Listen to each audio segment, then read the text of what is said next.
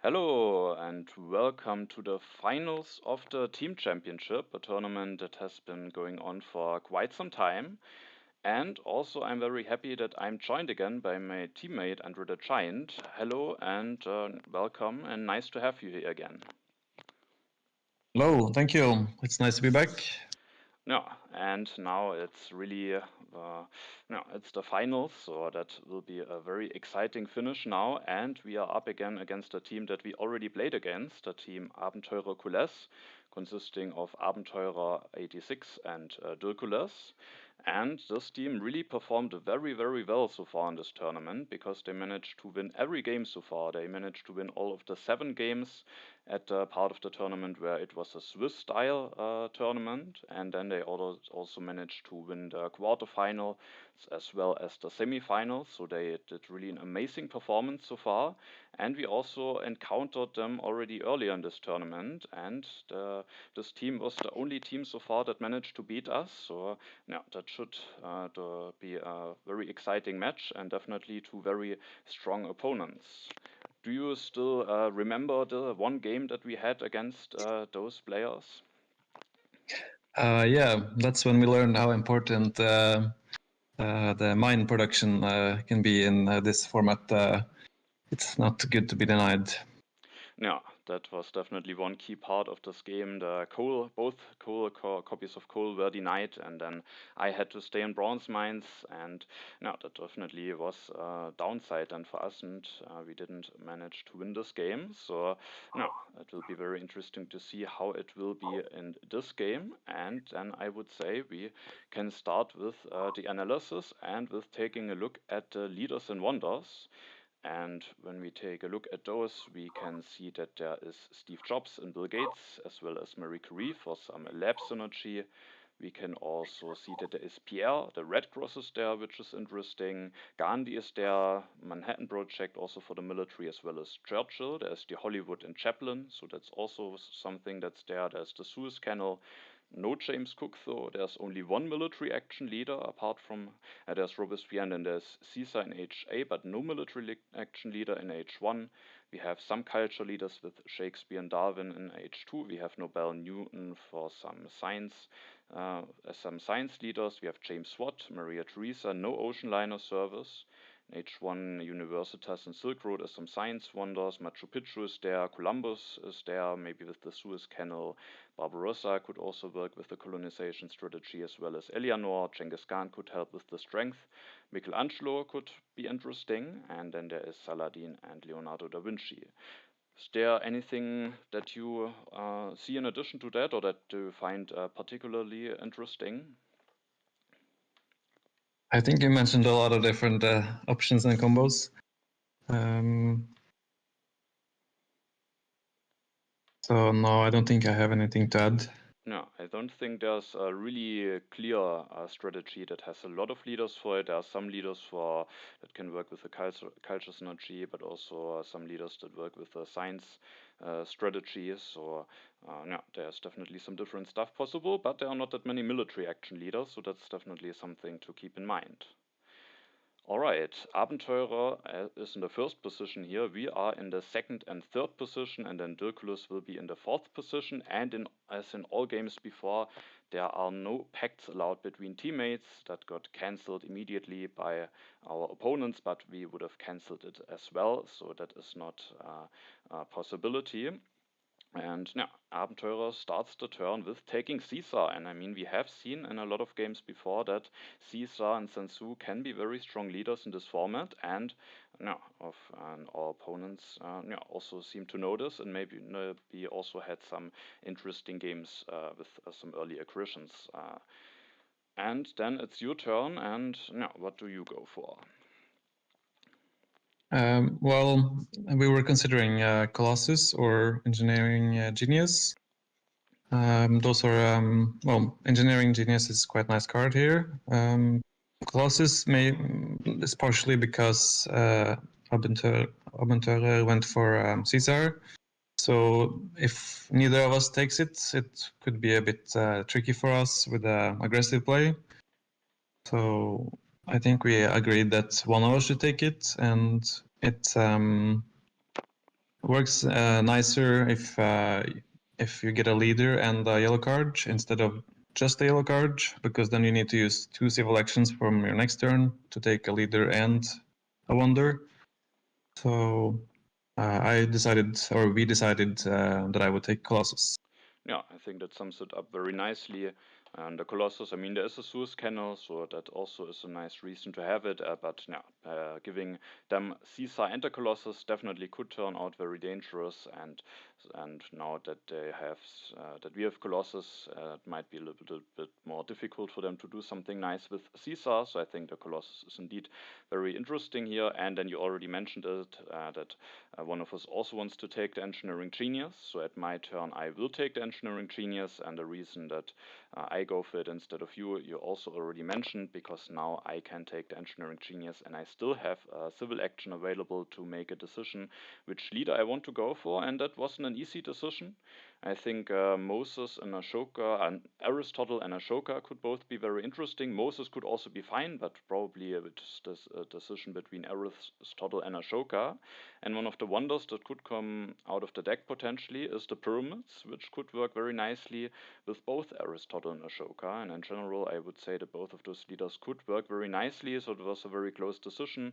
We thought about that maybe if I take Aristotle, then Dirkules could do something like taking Moses in both frugalities, and then Alex would get discarded before your turn, and then you only would have the option to go for Cleo.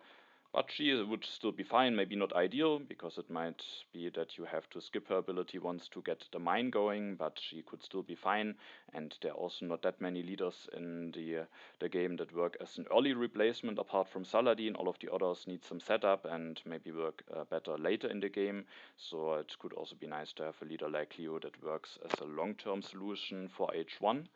And yeah, so that wasn't at the end not really something that played a big part in our decision making, and so we mainly thought about what is better for us, and that was really, really close. And then we also thought what might be better for Dirkules, because the leader that I take he won't be able to take.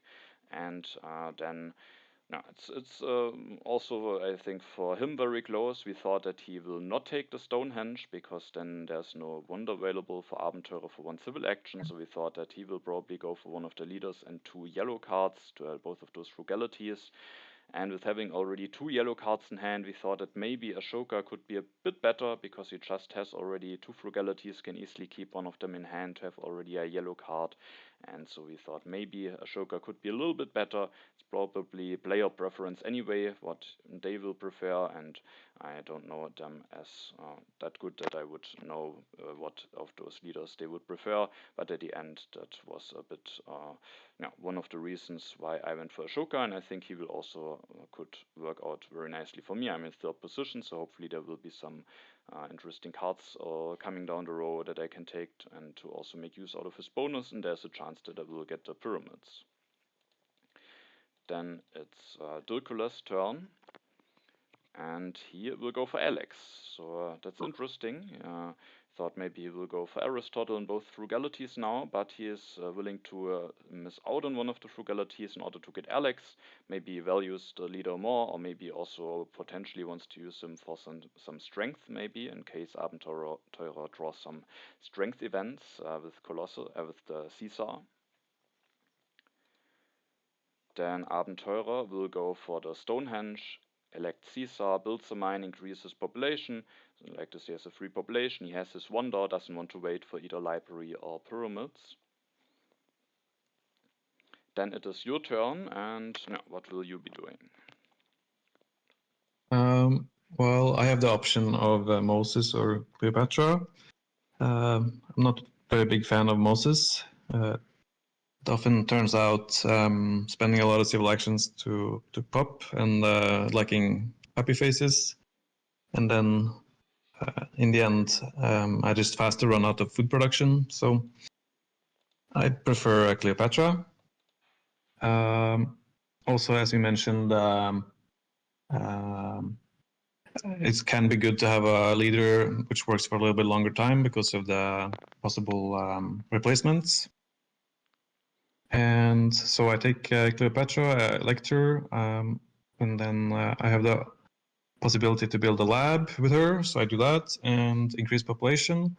And next turn, there's a small chance I could be able to still use Cleopatra if there is some development open, which is giving me some rocks. But we will see next turn. No, I mean, Abenteurer has Caesar, so there's definitely the possibility that there will be some events revealed before your turn, and then maybe there's a chance that you can build a mine and a stage of the Colossus. And I think you also have an interesting draw here. Yeah, I draw a colonization card and vast territory. And there is Columbus in the game, and since Cleopatra can work for quite a long time in Age 1, Columbus could be quite a nice leader for me. Yeah, that is definitely a strong option that we have now, and if you don't go for Columbus, it could still be nice, maybe with the Colossus, maybe we also get cartography, so it's definitely a very interesting card to have. And then it's my turn. I want to elect Ashoka, and there's not a lot special about my turn. I just build my mine, increase my population, and take the library. I am not willing to pay an additional civil action for the pyramids here.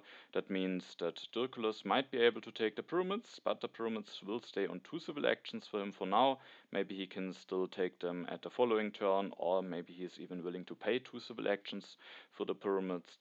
So, no, I just wasn't willing to pay an additional civil action for that. The library is also a very fine wonder, and yeah, with that I can just do some normal stuff, go for Ashoka and get my mine going, take the wonder. I also draw a colony, the historic territory, and also a colonization card, so we have a bit of a similar draw. Dirkules, interestingly, goes for Genghis Khan. I mean, he has Alex, so he probably wants to have an early replacement. He didn't draw any cards yet, so he doesn't know yet if he gets a nice tactic for him, but having him at least means that he can go for a tactic for certain. If he gets any tactic, he can just go for warriors and then fulfill any tactic. And I mean, having an early replacement for Alex is also not too bad, so... And he maybe also doesn't have the nicest alternatives, could have maybe also considered grabbing cultural heritage, but Genghis Khan definitely also might be fine. Abenteurer doesn't see it at all, so maybe he either doesn't have drawn any events or maybe no events that they want to push, and or maybe they also fear that that could cause corruption if there are some resource revealed, and he will just build 2 stages of the Stonehenge, takes the iron, and thanks to the Stonehenge he will be able to go for the iron already at the next turn. And then we are at your turn again. Yeah, so I have the option to seed to see if I get some the rocks I need to be able to use Clio, but it would eliminate the possibility to use vast territory with Columbus.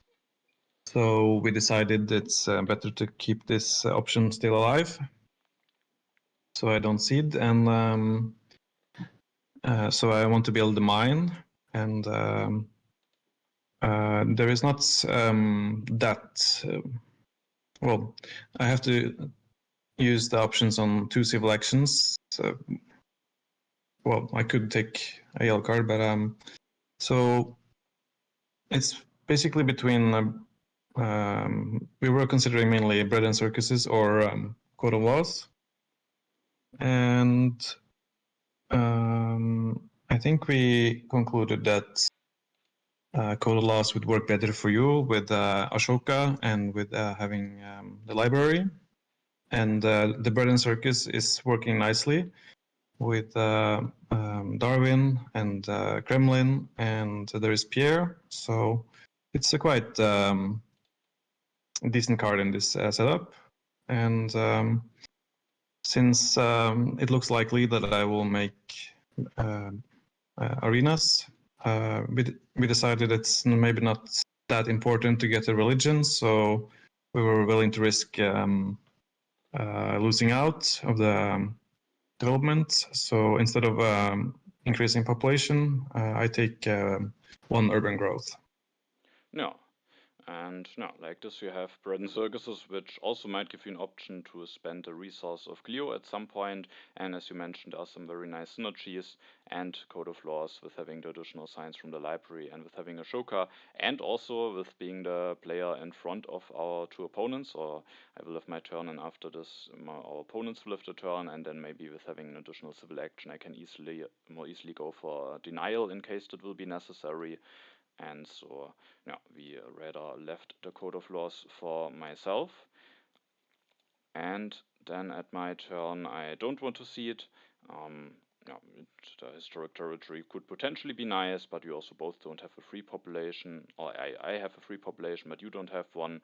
And while it wouldn't be that bad maybe to miss out on a religion with having an arena, it could still be nice to take it.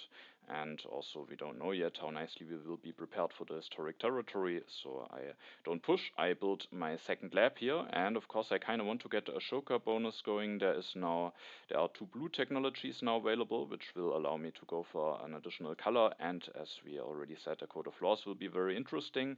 And then I also don't increase my population here, which means that I stay out of consumption, and I take the cultural heritage. That could even potentially allow me to develop the Code of Laws already at the next turn, and in general it will make it more easily to invest my science into the Code of Laws while still having enough science left to do some other important stuff.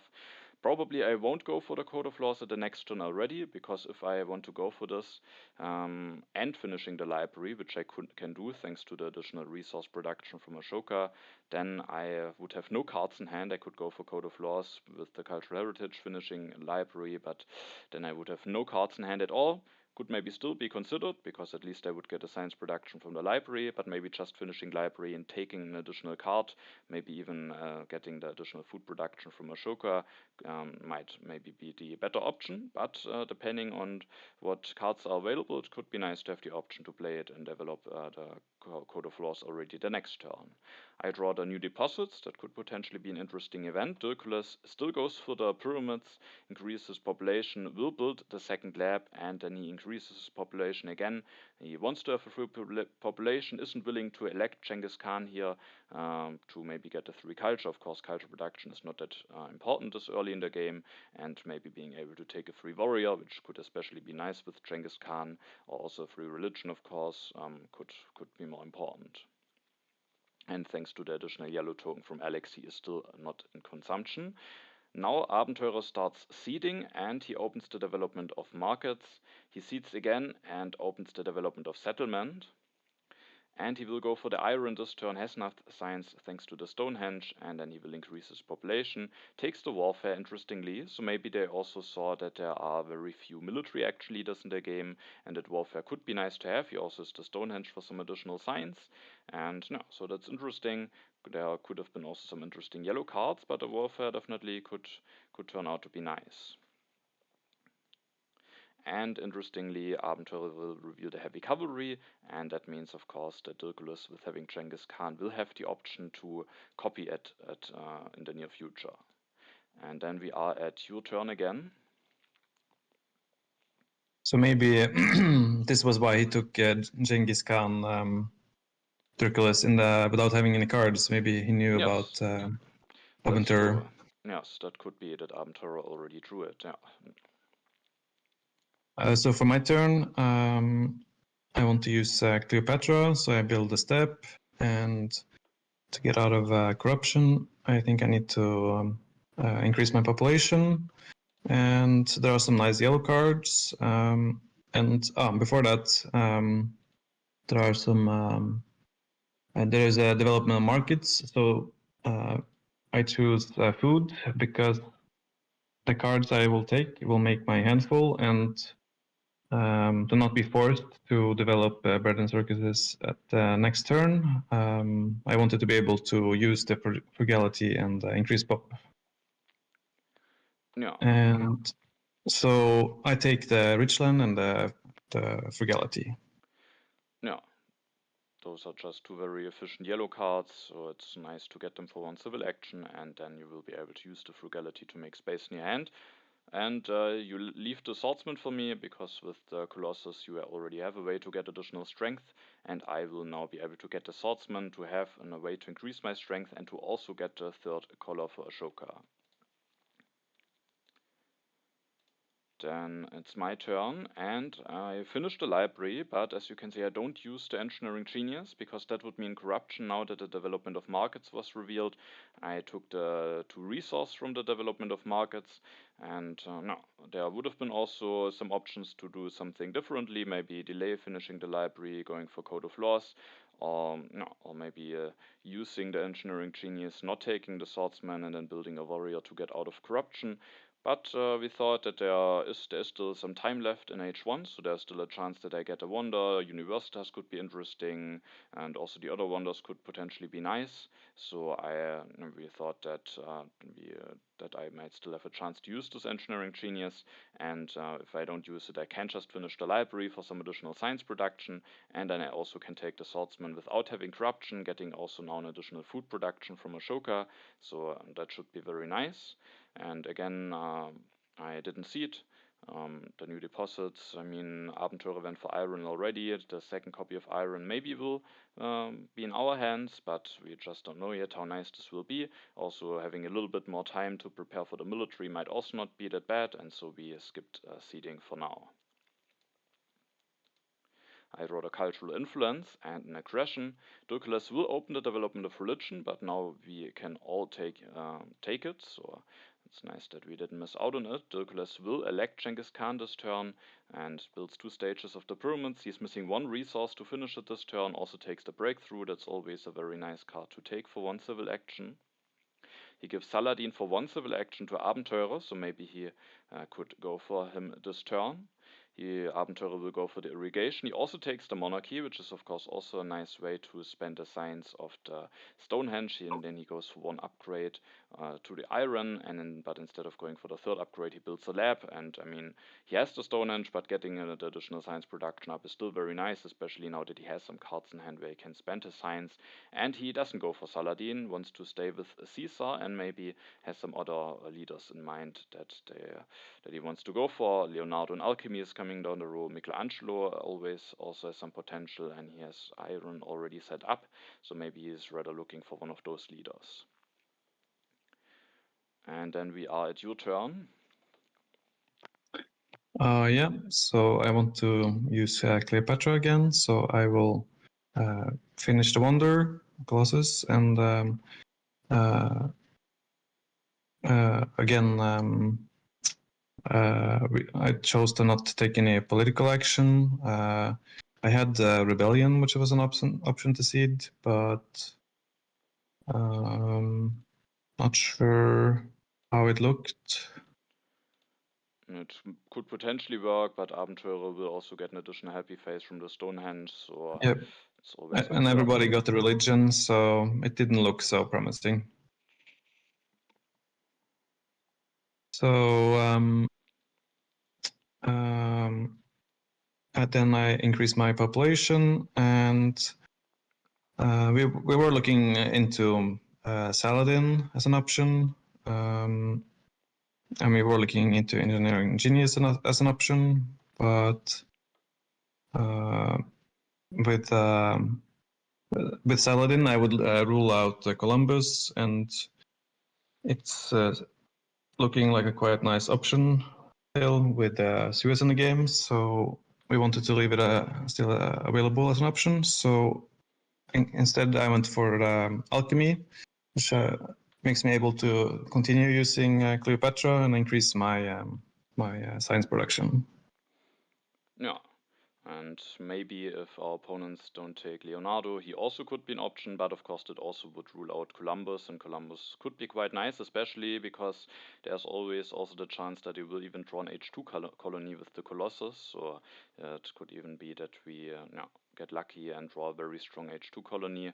So Columbus is just very promising, and I think we were also thinking about who maybe can use this Engineering Genius 1 better, and we thought that I already have an Engineering Genius in hand from HA, which means that I probably want to take a Wonder anyway, and then maybe it's better when I also get a second copy of the Engineering Genius, because instead of taking the Alchemy, you could have taken an elected Saladin and taken Engineering Genius, so that could have been quite interesting, but we rather left those cards for me, especially the Engineering Genius, which I hopefully will be able to use together with the Engineering Genius A. Yeah, it could take some time before I could use it, since you needed to use your card first. Yeah. And then it's my turn. I can go for the Code of Laws this turn. I have enough science. I can increase my population 2 times. That will get me out of corruption. Again, I don't see it here. No, I mean, there are some events that could be fine, but there could be some corruption issues. I mean, I could build a warrior to get out of corruption, but I also don't have a tactic still, so it could be nice to get all of the draws in, and all of those cards could be fine, but also there's no card that could be really great for us, so we again didn't see it yet. After getting out of corruption, I have 2 civil actions left, and there are 3 cards that would be interesting to take. There's the Iron, there's the Engineering Genius, but there's also Saladin. And Saladin could definitely be an interesting leader. On the other hand, Ashoka is also still doing some nice work. And of course, the question is what alternative leaders could be available. And in the deck, there are still Barbarossa and Eleanor. I mean, Columbus, Andrew the Giant might go for Columbus, but there are still Barbarossa and Eleanor available for me. Both can work very nicely as a transition leader. So, and with Ashoka, that works very nicely, just keeping him until the end of the age and then going for one of those 2 leaders. We thought that even if I skip Saladin now, there might still be some nice leaders left, and Dirkules already committed to a leader, so either Barbarossa or Eleanor should be available for me at some point, and Ashoka is still doing some nice stuff. I have the 5th civil action now, so I just took the Iron and the Engineering Genius. The Engineering Genius for 1 is just a very valuable card, and the Iron will also be nice, allowing me to upgrade my production at the next turn, and maybe I can seed the new deposits in at some point. Then finally I do draw some tactics, the Fighting Band and the Phalanx tactics, so I'm now prepared to either go for Swordsmen or Knights, and for both I have a tactic. Dirkules will finish the pyramids, takes the Knights. I mean, he is Genghis Khan, but he probably still wants to be able to go for some upgraded units, and he doesn't know yet if he will get the last copy of Swordsman, so he is willing to take those Knights for 2 civil actions, and interestingly also the Irrigation, which is quite interesting, paying 2 civil actions for that. There could also have been a breakthrough, there could have been an Alchemy, but maybe he wants to leave Alchemy and Leonardo for Abenteurer, but maybe now both of them have an Irrigation, maybe they want to potentially don't allow us to go for some food production, and maybe also Machu Picchu could play a part. Maybe they didn't want to leave Irrigation in Machu Picchu for myself now that I have both of those Engineering Geniuses.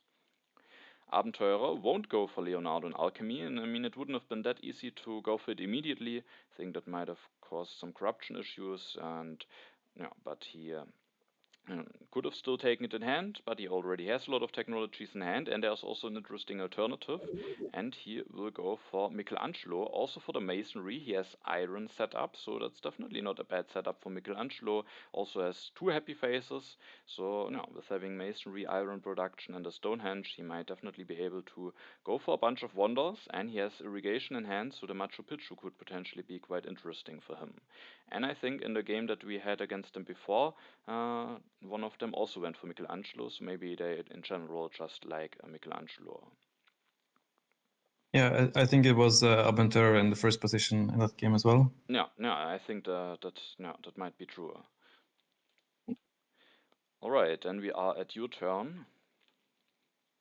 Yeah, I forgot to mention last turn that I revealed Medieval Army. That's it was because I could not keep it in hand together with the colonization card and the vast territory. No, and it also means that I can copy it at some point, so that's also nice.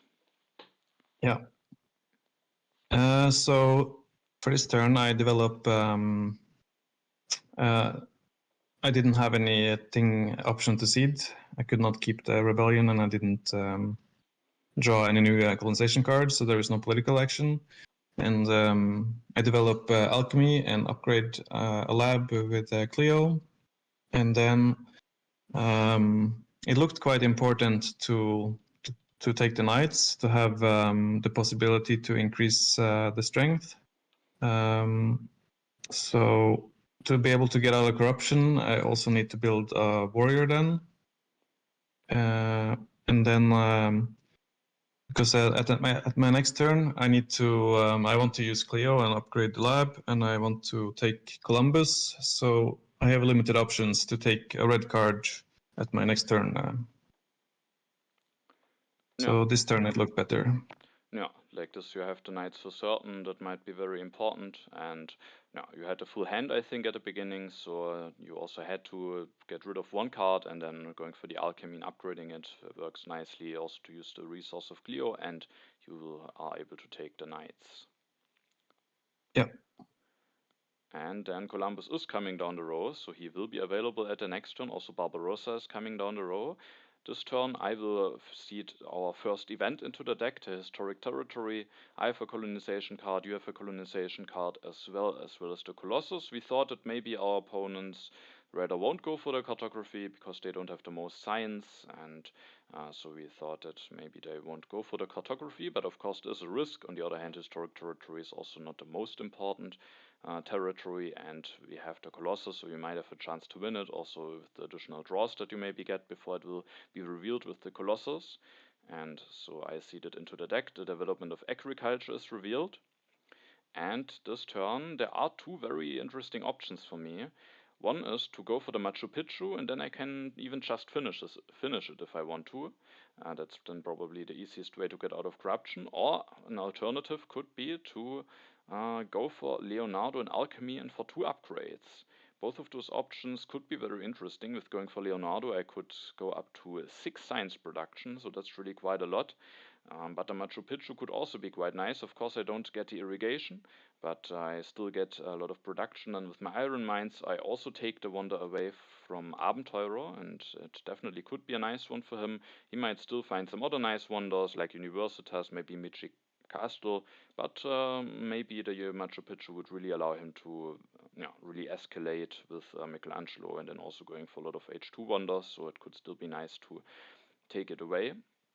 And both options definitely looked very strong. But at the end, we made a decision that I will go for the Machu Picchu. The bit of additional food production that I will get might also help with Barbarossa, because he is also coming down the row, and we thought that he might be a very strong leader for me. And Abenteurer has now committed to Michelangelo, so I am guaranteed to get him at the next turn. And then I will build one stage of the Machu Picchu, then I can build one with the Engineering Genius A and another one with the Engineering Genius 1. Now I have some corruption issues, so we thought maybe that I shouldn't see it. But the thing is, we came to the conclusion that I should build a warrior anyway, because when I build a warrior now and reveal the fighting band tactic, first of all, I'm stronger than Abenteurer now, so there's no risk that maybe Dirkules will see it and Abenteurer will see it 2 times, and then if Dirkules gets stronger, there could be the danger that I will get hit by a strength event. But it also means that I spent already 2 military actions this turn, meaning at the next turn I can just go for Barbarossa, maybe Swordsman, and then use 2 Barbarossa activations, and then I will have quite a nice amount of strength, which could be allow me to be one of the strongest.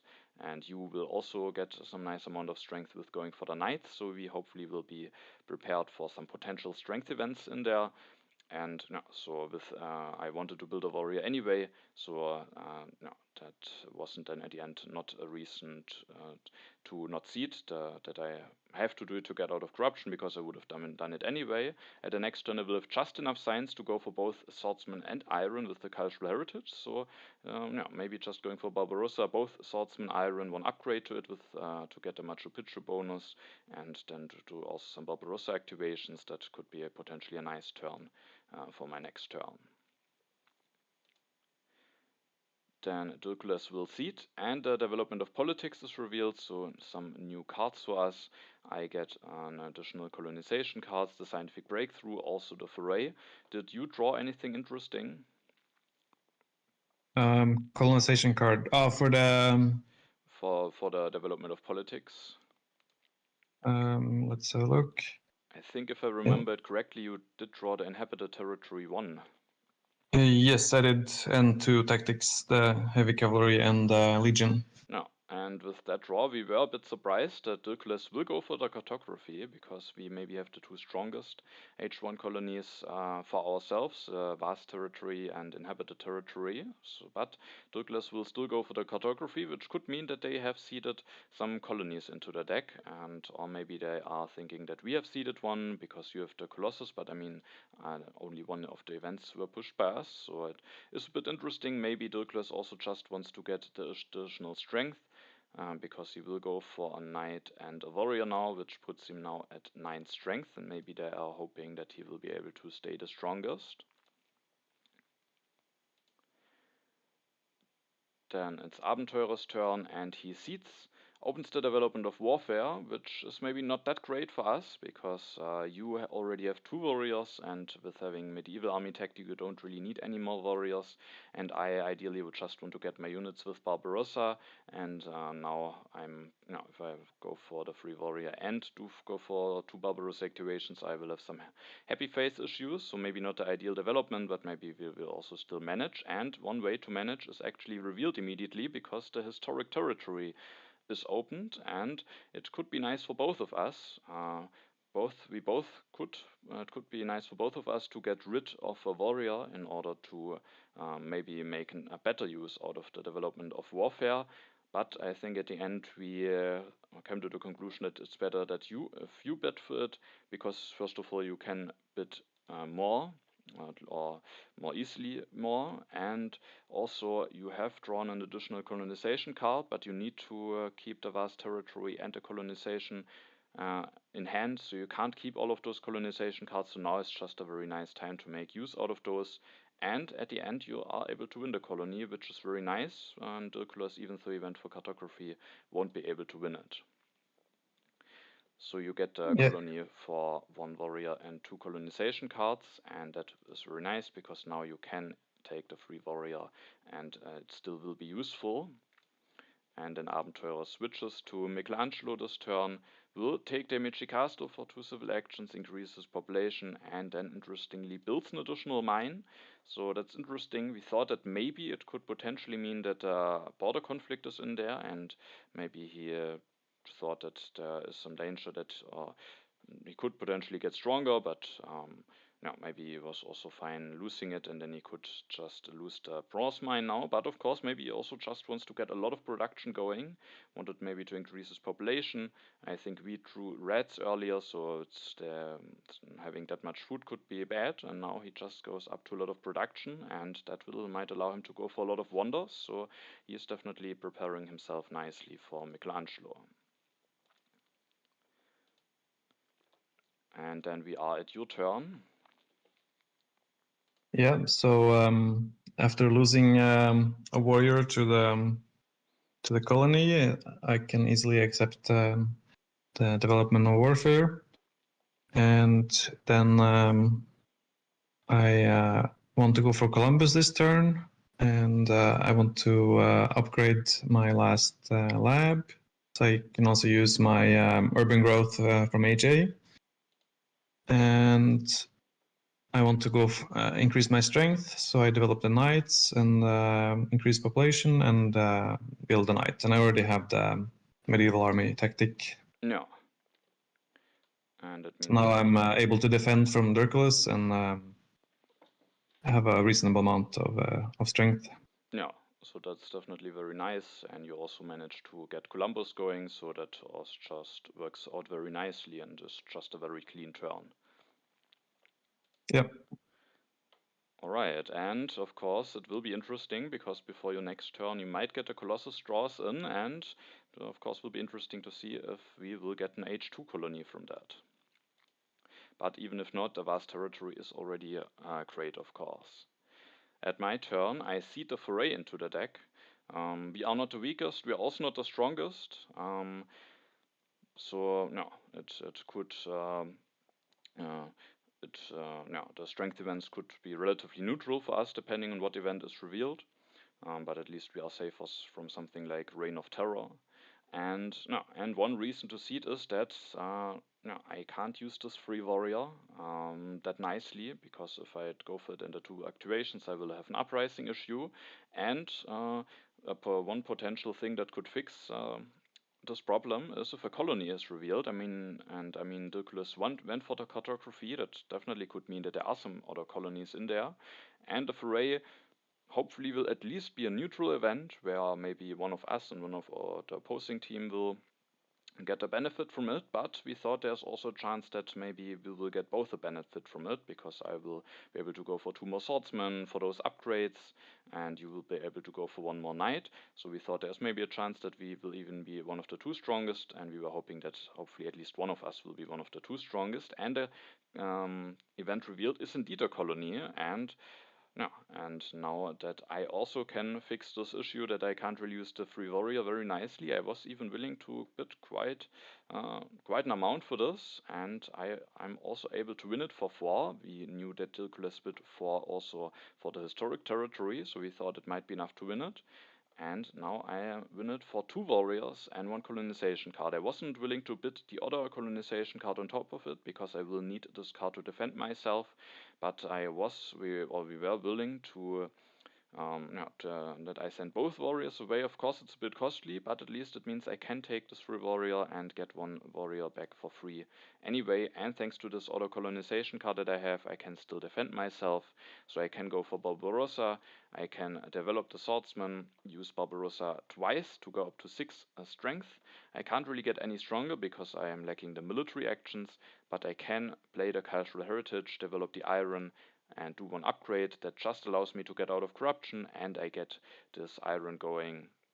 And I'm not 6 resource production. The new deposits maybe also could have been interesting, but we thought that with Abenteurer having Michelangelo, he might benefit more from that. Maybe it will allow him to go for even more wonders, so we rather didn't want to have the new deposits in the deck. And the scientific breakthrough is maybe also still risky, because it will take some time until it will be revealed, and maybe they will be able to go for scientific method until then or something similar. So we also didn't want to commit to this event yet.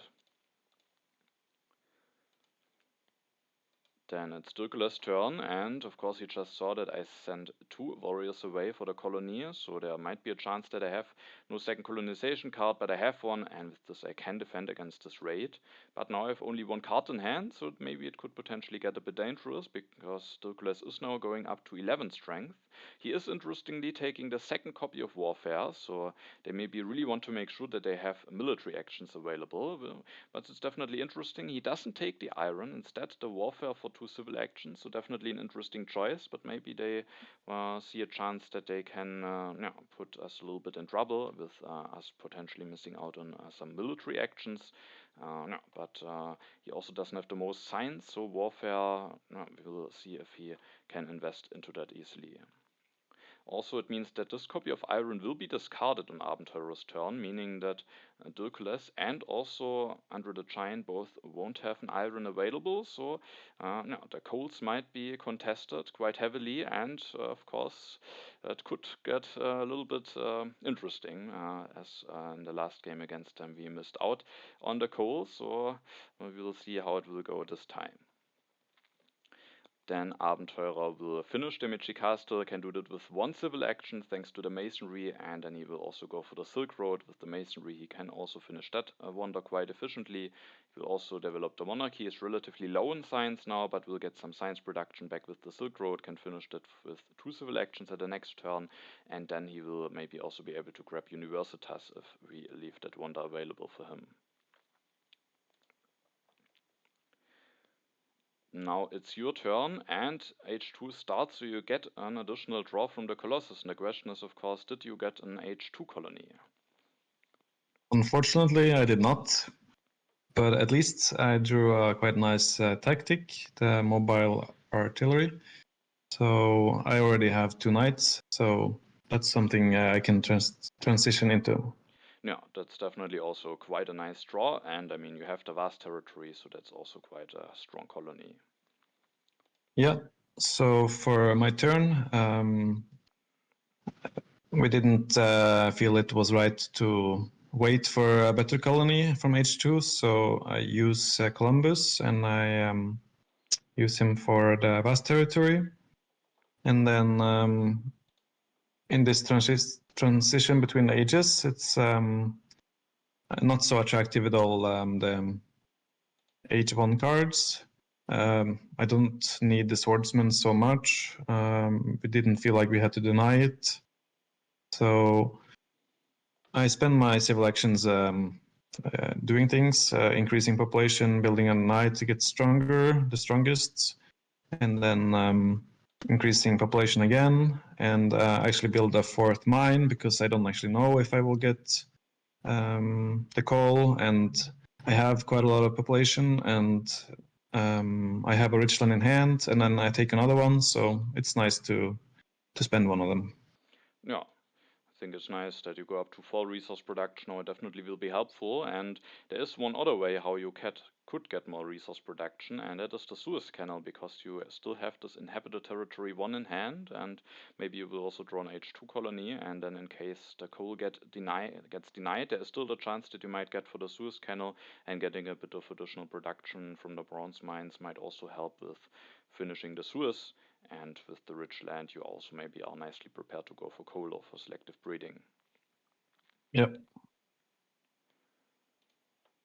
Then it's my turn, and at my turn I will seed my last card that I have in hand into the deck, the Scientific Breakthrough, because we thought it could be nice to push, because again, there were some problems with this turn. I need to get stronger, and the best way to do it involves going for bread and circuses, but I don't have a free population for that, so I would need to destroy the religion. So we thought maybe there could be something helpful in the event deck, and Scientific Breakthrough hopefully will be fine for us. At least we can maybe prepare for it. And the event that is revealed does actually help me, because the Good Harvest will give me some additional food, which means that I don't have to just destroy the religion. I can use Barbarossa's ability once to go up to 9 strength, but instead of having to destroy the religion in order to avoid any uprising issues and go for the bread and circuses, now I have enough food thanks to the Good Harvest to actually increase my population, and then build the bread and circuses, so I don't have to delete the religion. So that was definitely a nice timing for us with the Good Harvest, allowing preventing me from destroying this religion. I mean, maybe it wouldn't have been too bad, but it's still nice to have it, get a bit of additional culture production, and also still have the happy face. And with going for bread and circuses, I also will be prepared for Pierre, maybe also for Darwin, though of course I also still have this one religion now, but it just might be a nice happy face solution to have with the leaders that are in the game. And then with the last civil action, I will go for one more upgrade. I don't really need any of those H1 cards. Maybe Monarchy could be interesting to have in hand, just in case I really need some military actions, or maybe if there's some government denial going on. But just upgrading this mine is quite efficient, and I maybe don't really need those cards. I really don't need a rich land with having that much production, and with having the alternative to go for one of those upgrades. And Monarchy is maybe also not that great, and waiting for an H2 government maybe will be better. And they would have to go for quite a denial to remove all government forms from us. The first H2 government form is actually already on the road, the Republic, so it will be interesting to see if Dirkules will now take it, because he is still on despotism. He will increase his population, develops the warfare interestingly. That means he goes very low in science now, but then he is going for the Republic. And so he maybe is just preparing to do a revolution at the next turn, but he will be quite low in science for a while, so it will be interesting to see how he will be able to manage. But if he gets the Republic going, he will have a lot of civil actions. Maybe also can invest his resource into an H2 wonder if one is available, and then maybe with the help of some yellow cards or some events, he can maybe get enough science to then also do some other stuff at some point. Then Abenteurer will finish the Silk Road, has the potential to go for an additional wonder, but he goes for the strategy. So again, they take some military actions away from us, have taken both copies of Warfare, now also the strategy. At least one copy of Conmon is coming down the row, and that one of us will be able to get that. So that's at least one solution for the military actions, but after that there are not that many solutions left. Potentially Gremlin, Robespierre, and a second copy of Constitutional Monarchy, but it could potentially get problematic with the military actions for us. Yeah, for one of us. Yeah, and then it's your turn. Yeah, so the only event I have in hand is the Inhabited, and we would like to reserve that as an option for the Suez in case I don't draw any H2 colony, so I will not seed. And I didn't, or we didn't see so many options for my turn here. Going for Wonder is not looking that great when I'm not on the biggest production, and science is not my biggest concern either. So, and the Kanban looks very nice. Of course, it would also be very nice for you, but considering I didn't find any good alternatives, I'm going for the Kanban and the reserves. And to get out of corruption, I increase the population and build another knight. Yeah, totally. It makes more sense than the warrior because of mobile artillery. Yeah, yeah, that's definitely true. Also, make sure that you are the strongest. And I think with you having a lot more science, it just makes a lot sense that you go for the Conmon instead that I go for the Conmon. And also, taking a Wonder would block you from a potential Suez Canal. So I think this turn just makes the most sense. Yeah. Then at my turn, I have some civil actions, and we thought that it could be quite nice for me to just go for a wonder. And there are a lot of wonders available. And the main wonders that we considered were Universitas and the Eiffel Tower. Kremlin could be problematic because of the happy faces, but of course might also be an option to get an additional military action. But yeah, it could definitely cause some issues with the happy faces, so we didn't like that too much. The Eiffel Tower is, I mean, the culture production is maybe not that much needed, but a happy face will be useful at some point. And I have that much resource production, that many resources that I can just relatively easily pay the price for that. So I think it could be an interesting option.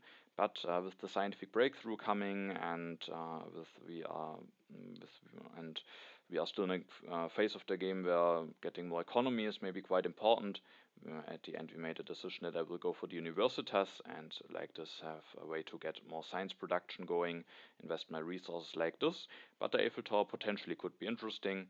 But if I don't go for the Universitas, maybe Abenteurer will go for the Universitas, and then he could maybe profit more from the scientific breakthrough. So we went for the Universitas ourselves, and then I can build one stage of the Universitas. It could also be considered to just build two stages of the Universitas and not go for this upgrade that I did at the beginning of the turn. Then I would have one less resource production, but I may be a bit more flexible for my next turn. But I can still finish the Universitas at the next turn while having 3 civil actions left, so I could still maybe take the second copy of Conmon for 3 civil actions or something else that could be potentially important. And so we thought it could still be nice to get this last upgrade going. And at the next turn, I can just finish the Universitas, and additional science will hopefully also help me to get into a government form earlier. So, the Universitas might at the end be more helpful than the Eiffel Tower. Also, I could have taken the knights potentially, but I think with having that much resource production, the cavalrymen are just a lot more important, or not important, but a lot better and more efficient, and prepare me also for some H3 tactics maybe. So I was rather waiting for a copy of cavalrymen, and maybe I will even get the first one that is already coming down the road. Then it's Dirkules' turn. He could just do a Republic Revolution at his turn, but there is also Robespierre coming down the row, so it will be interesting to see if we will go for him. We first thought that he might not go for Robespierre because it's still very early, and he would need to pay 3 civil actions for him, so after going for him he can't do that much else. But there is one card revealed which maybe changes stuff a bit, and that is the coal. And now Dirkules will play the reserves to make space in his hand. Then he will go for Robespierre, do the Republic Revolution with him, and then he still has enough civil actions to take the coal, and he can also take the Taj Mahal for free because he replaced his leader this turn. And yeah, with not only him but also Andrethegiant still needing the coal, it definitely makes sense that he really wants to have this. Otherwise, you would be able to maybe even go for it at the next turn, or maybe go for Conman first and have it in hand to go for it at the turn after this. So And we know, of course, from the game that we already had against them that they definitely want to have the coal, maybe don't want to have their opponents to have nice resource production, and with that maybe it makes sense to go for Robespierre, but at least it means that Dirkules is gets the benefit now and will now be for quite a while with a leader that's maybe not doing that much, but I mean the one military action could still be somewhat useful for him. Then Abenteurer seeds and a developed territory is revealed. And again, we are able, or we are willing to bid quite a lot for this. We thought that the additional science from the developed territory could be quite useful for our opponents, especially for Dirkules, who is still on only 2 science and at +2 production. So getting this additional science from the developed territory could be quite nice. And we both could bid an army potentially and 1 colonization card. I could do this, but you can do this as well. And I mean, you might want to go for the Suez Canal at some point. So at the end, we made a decision that you will bid for the colony and that you even will bid an army for that. But maybe you can then potentially make a transition into cannons, and you hopefully, and with winning it, we remove the colony from our opponents so that they don't get the signs. And your potential Suez Canal might now be even better for you. We also thought about it. I bid for it mainly because the additional science might allow me to go for a constitutional monarchy earlier that is coming down the row. If I finish Universitas, I will be at 11 science at my next turn, so just not enough to go for common, so then the science might make a difference. But of course, now it's also not certain yet if I will even be able to get this copy of Conman, because up to this point, our opponents definitely did put some effort into denying some military actions. So let's see if this Conman will even get into my hands. Abenteurer uses Michelangelo again to take the Kremlin for very cheap. And as we can see, he is indeed taking the constitutional monarchy, is increasing his population, building a warrior to get out of corruption, and with the conman being removed, there are not that many options left how I can get additional military actions. Robespierre is taken now, Kremlin is also taken now, so basically there is no single solution left in H2 for the military actions, meaning that I have to wait until H3 now, and that definitely could potentially be problematic for me, and we have to be very careful about it. At least it is just a denial. Abenteurer won't be able to use Conman very nicely for himself, with having low science and with already having monarchies, so that is at least somewhat costly for them. And then we are at your turn. Yeah. So I don't think I have anything to say it again. And I think also part of the reason why I bid for the colony was it was a bit awkward for me to get out of corruption, that I needed to build some military again.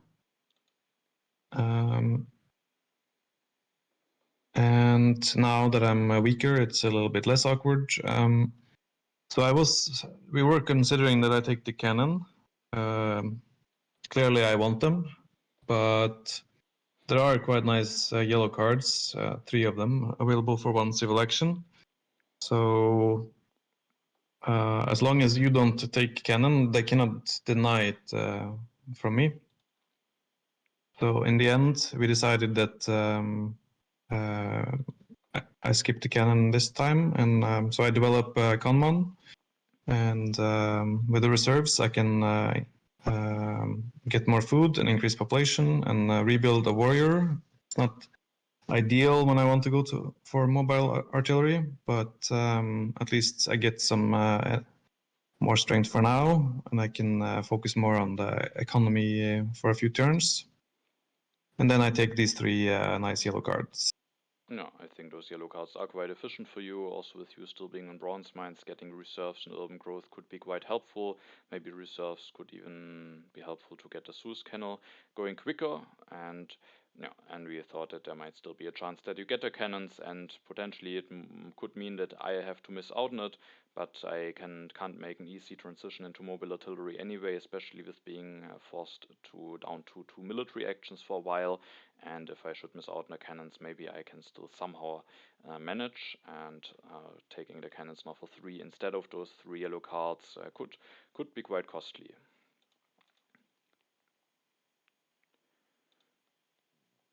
Then it's my turn, and I will take the scientific method. There are definitely a bunch of interesting cards in a row. I didn't want to take the cannons, because then maybe there's the chance that our opponents could deny the cannons from Andrethegiant. But the scientific method could be nice for me. I still have a lot of resources that I want to invest in. There's also Newton, and that could be a very interesting leader for me. And also it's a bit of a denial, because Abenteurer, if I don't take the scientific methods, he could have a very nice turn with just going for scientific methods, going for 2 upgrades, getting a lot of science production going, and there is the scientific breakthrough coming, so removing this option from him, and or at least delaying it. There's still a second copy that he could go for at some point, could be quite nice. And then I will actually go for the scientific method. I will take the cavalryman at the end of my turn. And then first we thought that maybe I just want to finish the Universitas, and then I can also take the cavalryman. But we thought there is a chance that Dark Ages are in there, and the difference is maybe not too big. If I go for scientific methods this turn already, I also gain 2 science production. If I finish Universitas, I also gain 2 science production. I, of course, get 1 additional culture production from Universitas. I can maybe consider taking another wonder, but I have already 3, so that would be also quite expensive. Developing scientific method could potentially remove the option from me to go for the Republic, but there's only 1 copy left, and who knows if that will be available at the next turn. And so instead of finishing Universitas, I went for going for scientific method and going for 1 upgrade to increase my science production like this. And then with the last civil action, I will grab the cavalryman. I definitely want to have this technology available. Also, we thought, also already during your turn, that maybe we could consider denying the organized religion, because both of them really need a happy face solution. Dirkules will need one, and also Abenteurer. But it wasn't really easy to find the free civil actions for that. You would have to skip 2 of the yellows to take the organized religion, and I would have to skip going for the science upgrade, so that we thought it isn't worth it. But at least the organized religion will fall down to the discard spot. Of course, Dirkules can take it, but Abenteurer can't take it, and he maybe needs it even more urgently, because he could finish the Gremlin, but then he has an uprising issue, so the organized religion could really help him, and like this at least it will get discarded. Then I draw 2 cards. I have a lot of aggressions in hand now, also the war over territory. Dirkules will finish the Taj Mahal. He can't really invest his resources nicely in anything else, because he doesn't have the science to develop coal or anything, but he gets the revolutionary idea. That's definitely a very nice card for him, and it will allow him to go for the coal at the next turn, so that I think is quite an important card for him. And then he also grabs the cannons and the organized religion, takes a lot of cards, but all of those cards seem very helpful for him. And then he copies the medieval army tactics, so that he has also more strength again. He lost some strength after switching to Robespierre and not having Genghis Khan any longer. Also, something interesting is that Suez Canal is coming down the road, so we were very interested to see if maybe they will deny the Suez Canal, because it will definitely be very, very strong for you. But both of them don't have a colony at all. Abenteurer can't easily finish the Gremlin now, because he would have uprising issues. So, no, Dirkules didn't go for it. I mean, there was a lot of other interesting cards for him, and Abenteurer also won't go for it. He will go for the Rifleman instead, takes the second copy of Organized Religion, so he's willing to pay 2 civil actions for that, but we also see how important it is for him. Once he finishes the Gremlin, he really needs that, and so he doesn't finish the Gremlin yet. Instead, he goes for some Rifleman, gets a bit stronger, and also already builds 2 stages of the Gremlin, and at the next turn maybe he can finish it and go for the Organized Religion, but he leaves the Suez Canal to us, and that will be very nice. And then we are at your turn. Yeah, so I finally draw some new events that is possible to play. So I had the option between economic progress or ravages of time. And economic progress could maybe help Abenteurer. Maybe it will happen later than Michelangelo, though. But we thought that maybe the Ravages of Time was the better one. It's quite close. I am profiting the most from it. We expect it to happen after Colossus gives 3 H3 cards. And then I win the Crusades, which is nice. It's good timing. And definitely I want the Suez, so I take it. And to get out of corruption, I build 2 stages. And we really didn't want to give Dirkules Harvard College because he's very low on science, and he has a lot of text to develop, and Harvard College would make it a lot easier for him to have an alternative way for science without using any science. So to prevent that, I take the efficient upgrade, and there's not so much left to do for my last civil action, so I develop bread and circuses, which I probably will need to do at some point anyway. Yeah, I mean, both organized religions are already gone, and so team sports could of course be nice, but you also have a nice yellow bank. We'll maybe even get inhabited territory 1 with the Suez Canal, because you don't have an H2 colony in hand yet, so I think bread and circus might be fine as a happy phase solution. Yeah. I think we also considered Maria here, because you also need a new leader, and she definitely has some potential, also with the inhabited territory in hand and with your nice yellow bank. But the efficient upgrade also might be helpful. You still maybe need farm upgrades. Potentially could also still go for coal upgrades, even though you have the Suez Canal, and denying the Harvard College was also just a very big reason to go for that. And the economic progress, one reason to maybe not see that is that you could have some issues with your blue tokens. I mean, you have, you have lost 1 to the vast, but you have gained 1 from the developed territory. But with having that much production, it can sometimes be a bit difficult with the economic progress. Yeah. And I have a nice draw now. I draw my first H2 colony, the developed territory 2. Yeah, so that very, very likely will be an upgrade, and definitely very nice to draw this and to have this option. Then at my turn, I can finish the universitas to get more science production going. The Republic is available for me, so if I wouldn't have gone for the scientific methods, I could now have the option to go for it, but that would also mean that I would miss out on the additional science production from the scientific methods, and I maybe can it's still fine to go for it at the next turn. So I finish universitas. I go for even 1 more upgrade to my labs. The scientific breakthrough is coming, and it might be revealed before my next turn, so getting those 2 upgrades in is very nice. And then with the last 2 civil actions, I just take the Republic and the Frugality. I think that's a very clean turn, and with the Frugality, that will allow me to increase my population once. I will need a population soon to put it into bread and circuses, but thanks to the food from the Frugality, I will maybe also be able to get 1 additional Barbarossa activation out at the next turn, so I think that is quite a useful yellow card, and at the next turn I can maybe also go for the Republic.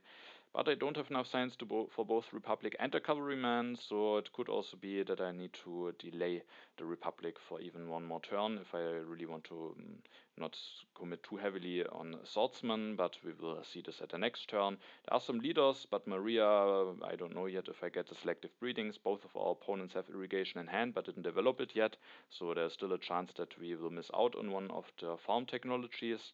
And if I miss out on that, Maria wouldn't give me that much. Also, I have already a lot of resource production, so the additional resources are maybe also not that nice, and with having only 2 military actions, maybe also not too great to maybe wanting to invest into the military every turn.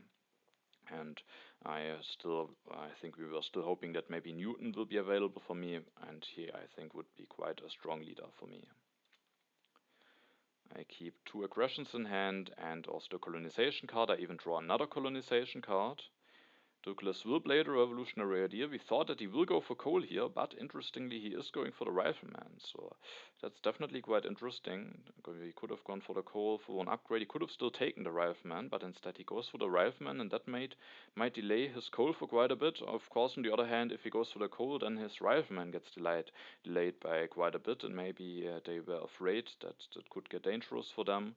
So he will go for the rifleman. That also allows him to play the patriotism from from H1 to still make use out of it before he will lose it to the end of the age, and then he goes for the breakthrough. He definitely needs some additional science, but with being backed down to 2 science and with only 2 production, it definitely will take a while until he will be able to go for the coal, unless he gets help from the event deck. So maybe that could mean that Knowledge of the Ancients is coming, and of course there is the scientific breakthrough coming, which at least for now doesn't give him too much science.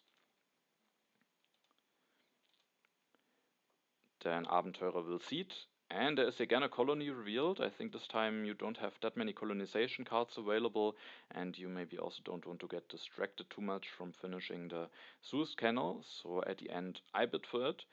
I bid 1 swordsman and the 2 cards. Potentially I could maybe even bid more, but I also have to be careful about not sending too many units away. And we also thought it's maybe fine if our opponents win it, because when we take a look at the civilizations, Abenteurer is low on food and doesn't have the most population. Dirkules is low on food, doesn't have the most population, so sending a unit away for the colony is maybe quite costly.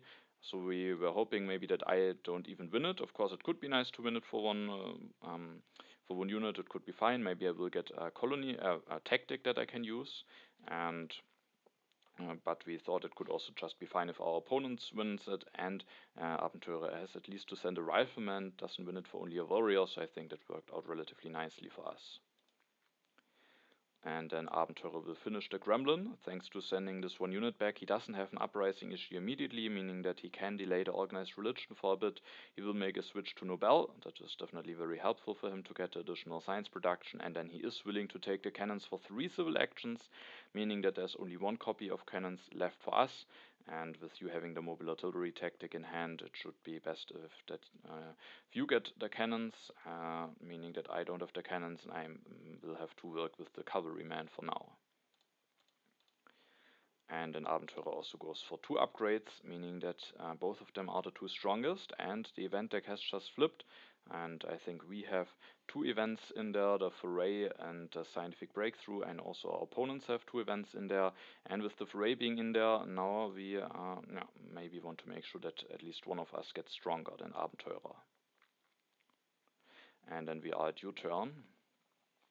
Yeah, so because of that, I don't want to seed, and I definitely want to finish Suez this turn, so I will build the 2 stages, and I will colonize the Develop 32. It has the highest value, I think, with the extra blue cubes. It's quite nice when I'm on bronze mines, and I get the 2 yellow tokens and also some science, which can be quite handy for the next turns. And then we were considering we were considering coal, but it didn't seem that great. It's a lot of civil actions, and I already have now a good resource production. What, of course, would also help for the food production, but when only helping for that, we considered Darwin to be the better choice. So I go for Darwin, and for my last, and I elect him. And for my last election, I take journalism. I have quite a healthy yellow bank, so it could be possible to also go for journalism. Yeah, and it also synergizes nicely with Darwin for some additional culture production.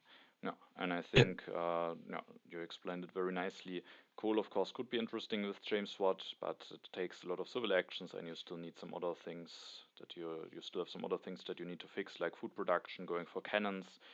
And so at the end, we decided against going for coal, but it also definitely has some potential because you still have this economic progress in hand, and going for James Watt and coal, setting up a really strong resource production, and then also getting the economic progress could definitely be quite interesting.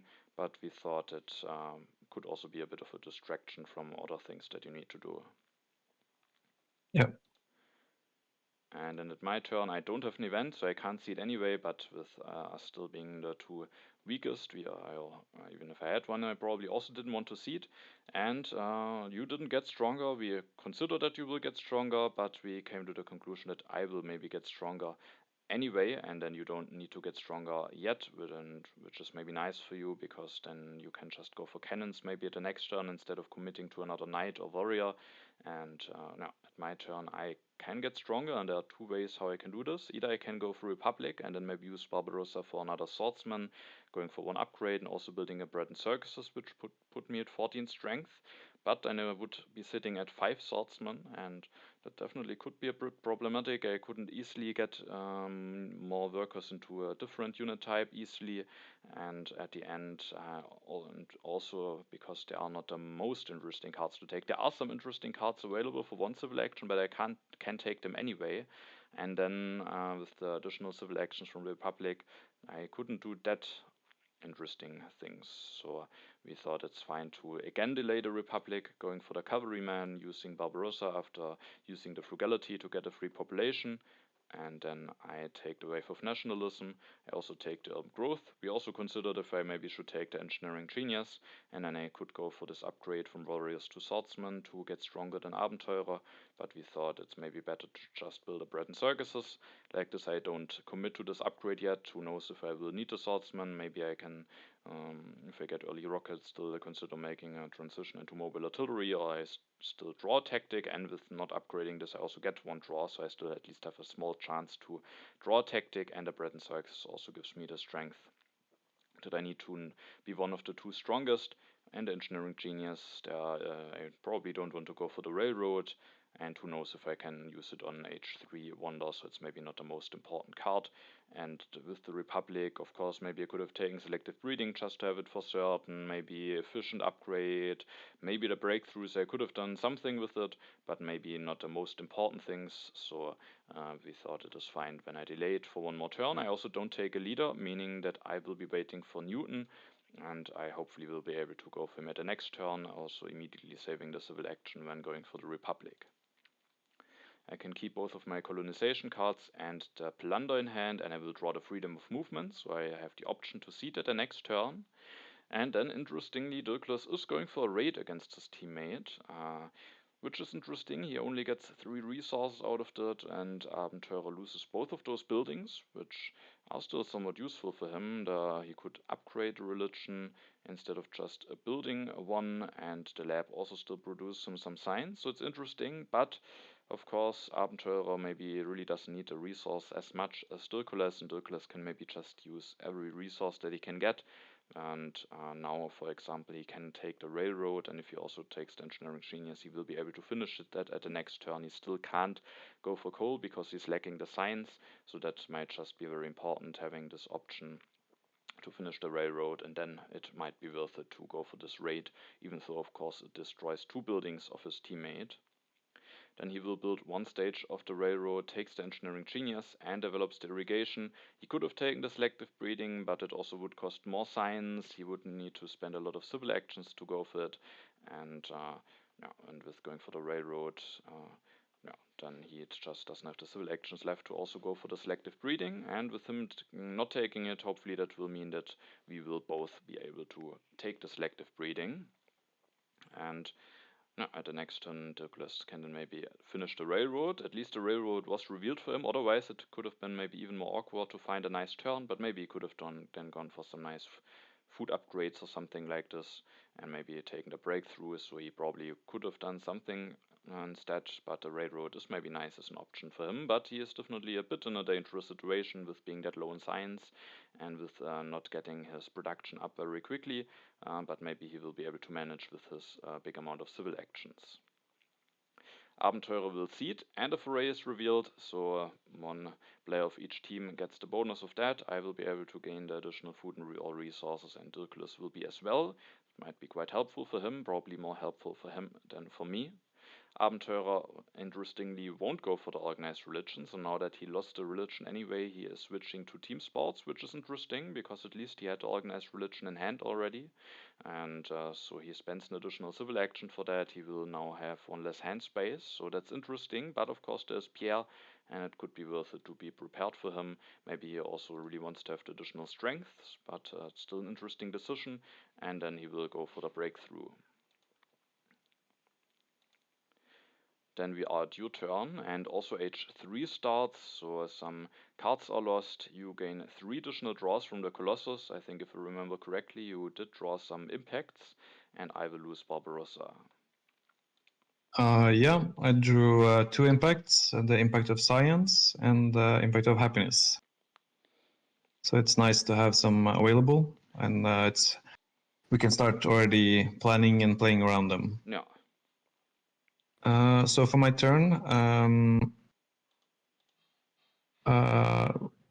we were worried about the cannons, that if I didn't take them, and you didn't take them, that they could be discarded. And I really want to have them, since I have a tactic for them. And if you take them, then I might have to wait a while before we get rockets. And if they are discarded, then we are both without any cannon or rockets. So it could be quite tricky. So we came to the conclusion it's quite important to take the cannons. And the justice system is very nice with the blue cubes and extra civil actions. So I go for that, and also the cannon, and I develop it, and I increase my population. I build one, and I switch the tactic. I will lose out on 1 draw, but I will be the strongest right now, but second strongest on Dirkules' turn. And for my last civil action, I take the selective breeding. It's I definitely need to increase my food production. And yeah, I think that's my turn. Yeah. And I think we also considered going for selective breeding already, but one reason to not do it was, as you mentioned, there is the potential danger that the cannons might be discarded. It would be somewhat costly probably for our opponents for Dirkules, but he might not have the most things to do anyway, so maybe he could somehow manage to do it, and that definitely could be a bit of a problem. And for this decision, we also had to consider a bit how much we liked our position, and we can maybe take a look at the overview for this, and we can see that we are behind in culture, especially Abenteurer has a bit of a lead, but we probably have the better economy. We both have very strong resource production. I will be able to get Republic, so we both have a nice amount of civil actions and have just a relatively balanced economy, and we both will be able to go for some food upgrades now. So we thought we might be in a position to in a relatively nice position and to maybe close the culture gap in H2. One very important thing will definitely be when I will be able to fix my military actions and how big of a problem that will be. So that will be a very important factor. And yeah, but if I will manage to get a solution for my military actions, either military theory or one of the H3 governments, I definitely have enough science, especially with the scientific breakthrough coming, to afford an H3 government form, even if I also go for Republic already at the next turn. And if I get one of those, we thought we have a decent position, and with that we didn't want to risk that the cannons is discarded, because that could definitely cause some trouble for us, and at least it only costs 2 civil actions to take with Darwin, and at least you have a fine amount of population for now, so delaying the food production for 1 turn is maybe not too bad. Yep. And I think you also draw another very nice impact at the end of your turn. Yeah, I draw 2, but the nicest one is impact of colonies, which at this point is plus 12 culture for us, I guess. Yeah, so that's definitely quite a nice one to have. And also I draw the impact of government. No, that could potentially also be nice, even though at the moment Dirkules has still a relatively nice government, but with our science maybe we can improve our impact of government. And then at my turn there are a lot of very, very interesting H3 cards revealed. There is Pierre, and we both have arenas. I have already built 2 arenas. Abenteurer has one arena as well. maybe even more importantly, there's a military theory, so that's definitely something that we liked a lot to see. That will be very helpful for my military actions and for my military situation. And there also is an early mechanized agriculture and computers, which also could be very important technologies. So very interesting H3 cards revealed. And now, so the question is what to do. For now, I definitely want to go for Newton. I can take an elect him, get even another science boost, which will also be nice for the scientific breakthrough. Then I can develop the Republic for free with him.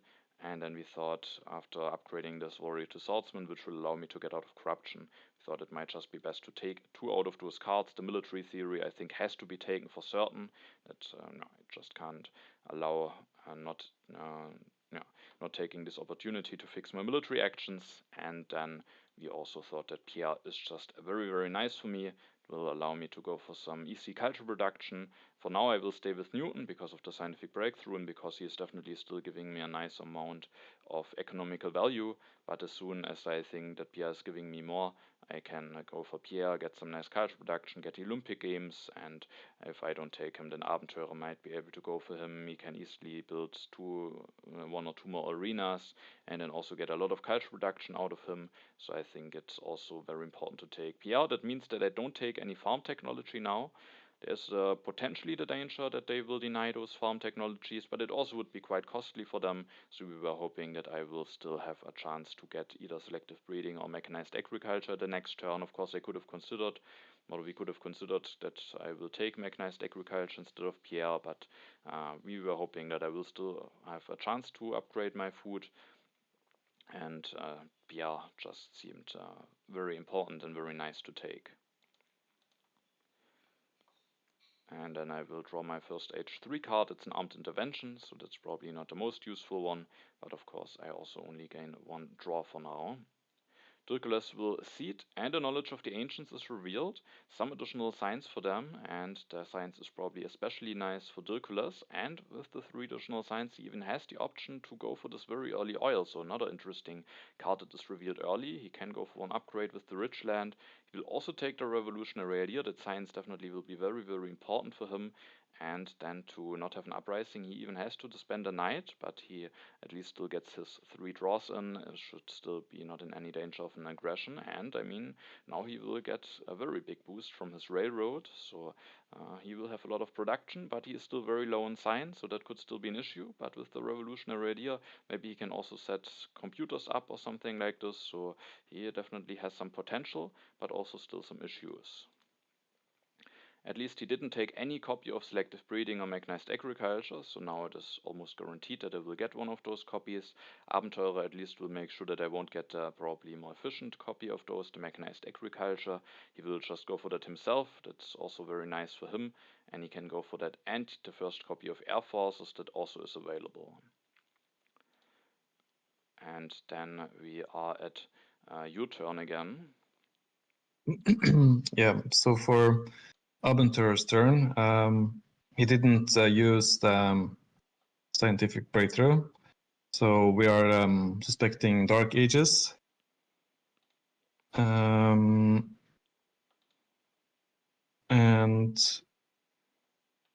we have the scientific breakthrough in there, so we decided it's better to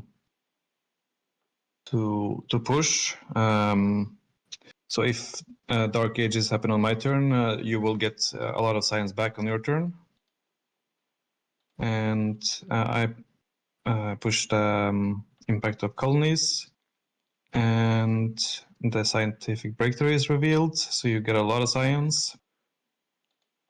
Yeah. And that also affects my turn a little bit because I want to spend as much science as possible. So I want to start going for the food production, but there's quite a lot of other important things to do. So I developed a selective breeding. I upgrade 1 farm, but I also want the computers. We have the impact of science, and there's a second copy of computers, which you could take. So we could have quite good control over this impact. And I can take computers with for 1 civil action with Darwin. And then there's also Marie Curie, and she's very good for Dirkules, who just upgraded to oil, and this will help him get science production in addition to culture. So she could also work quite nicely for me, going for computers. So we decided it's quite good to deny her, and also it will work out nicely for me. Yeah. And I also disband a warrior to make effective use of my military actions. I'm not sure if we played freedom of movement, but we have this option. I have it in hand. Yeah, so I might see that at some point. Yeah, but still I have another warrior, so Yeah.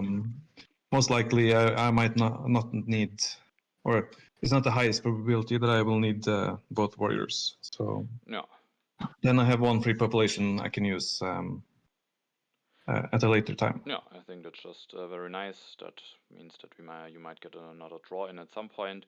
The strength might not be too important for now, because we were really suspecting that Dark Ages is now on top. And now I have a lot of signs, so I definitely don't want to see it now. If Dark Ages would have been revealed at your turn, then at least I, as you said, could have gotten a lot of science back with the scientific breakthrough being revealed, and at least that would be out of the way then. But now, of course, I don't want to lose that big of an amount of science. It might have been even if Dark Ages is revealed now, might have been the biggest Dark Ages that ever happened to me. So we don't want to give a chance for this to happen. And also, I think removing Marie Curie might have been quite important, because it just would be a very big help for Dirkules getting the additional science production immediately without any investment. And also he has Robespierre, so maybe he is waiting for an H3 leader to replace him anyway, and Curie would be very strong, and at least she will be definitely decent for you as well with going for computers. You can maybe also stay with Darwin for now, so I think it was quite, at the end we thought that she would have been too strong for Dirkules, so that we made the decision to remove her. Then at my turn I don't want to see it, and I want to spend some science, and for that I will take some technologies. I will take the selective breeding. I definitely want to have this in hand to have a way to upgrade my food production. I also take the modern infantry. I don't have a tactic yet that I can easily go for, and at least the modern infantry will give me a nice way to upgrade my swordsman and to get more strength like this, and without needing more population. I also take the democracy, because that is also a nice way to spend my science. Gives me a bit of culture production, gives me also at least one additional military in action, and then I also take this one copy of computers, because now both of them are taken away, so our opponents can't easily go for them. Marie Curie is also taken away, so Douglas can't easily go for science production. He could still go for scientific method, but it's maybe not that ideal now in H3 already. Could still be fine maybe, and multimedia is also not that easily possible for him because of his limited population, so the impact of science should be relatively secure for us now. And then, of course, I need to develop some technologies. I can develop the selective breeding. That's definitely a technology that I want to develop. I can develop the democracy.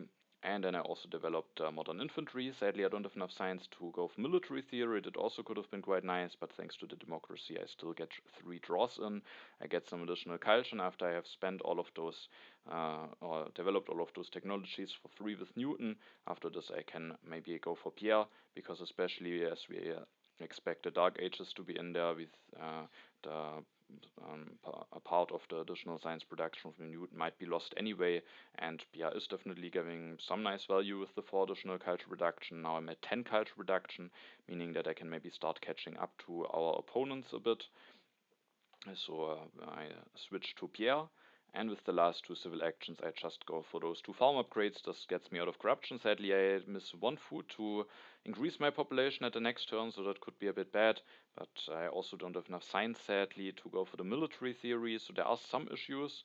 Maybe I should have gone for some different technology so that I can develop the military theory, but like this I spend the most science possible, and at least I still have the 3 military actions, and hopefully there won't be any big military pressure in the very near future, but of course there is the potential for it, so it's maybe a bit risky, but at least I have the modern infantry out, so that allows me to upgrade all of those swordsmen if needed, and at least in 2 turns I will be able to go for the military theory as well.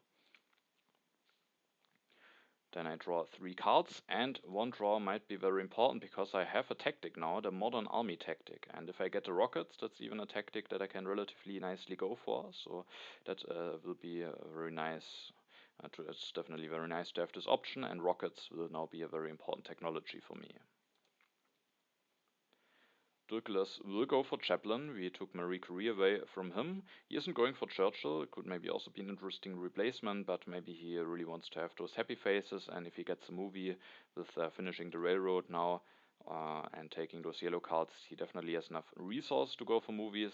He might have some issues with spending the science, but maybe he will manage to do it. And then Chaplin has some potential, and he also can take Chaplin and 2 of those yellow cards. And Churchill could, of course, also be interesting for Abenteurer. We already have both taken an H3 leader, so they can choose very freely now what leader they want to take. And he's also even taking the reserves, so getting 3 strong yellow cards for 1 civil action, a new leader, and interestingly he is revealing the entrenchments tactic. That will be a nice tactic for him at some point when he goes for the cannons, but mainly he might reveal it because he's dropping in strength now, but he might reveal it because Abenteurer can use this tactic now relatively soon. He can copy it, go for cannons, maybe air forces, so we have to be careful about this because he might have some strength potential if he sets up for that. But for now, Abenteurer is going for a wonder. United Nations is definitely quite decent for him with having already 4 wonders. And he might not have that easily a chance to grab another wonder at a later turn because he has not the most civil actions, so maybe now is a nice time to go for the United Nations. He isn't going for the civil service. I mean, he has a full hand, so that's not easily possible anyway, and maybe he wants to rather leave himself with science for the air forces and other military technologies, and he is also developing the air forces this turn, and again not using the breakthroughs. Now we were even more secure that the Dark Ages has to be on top. They didn't see it, and now Abenteurer will be trusted for science after his turn, so we were very, very certain that Dark Ages is on top, and Abenteurer is nicely prepared for it, but with dropping down to 4 science, he won't be able to develop the cannons at the next turn, which could be an issue. But there is one way how he could potentially do it, and that is Churchill, which will also partly influence our 2 next turns. And then we are at your turn.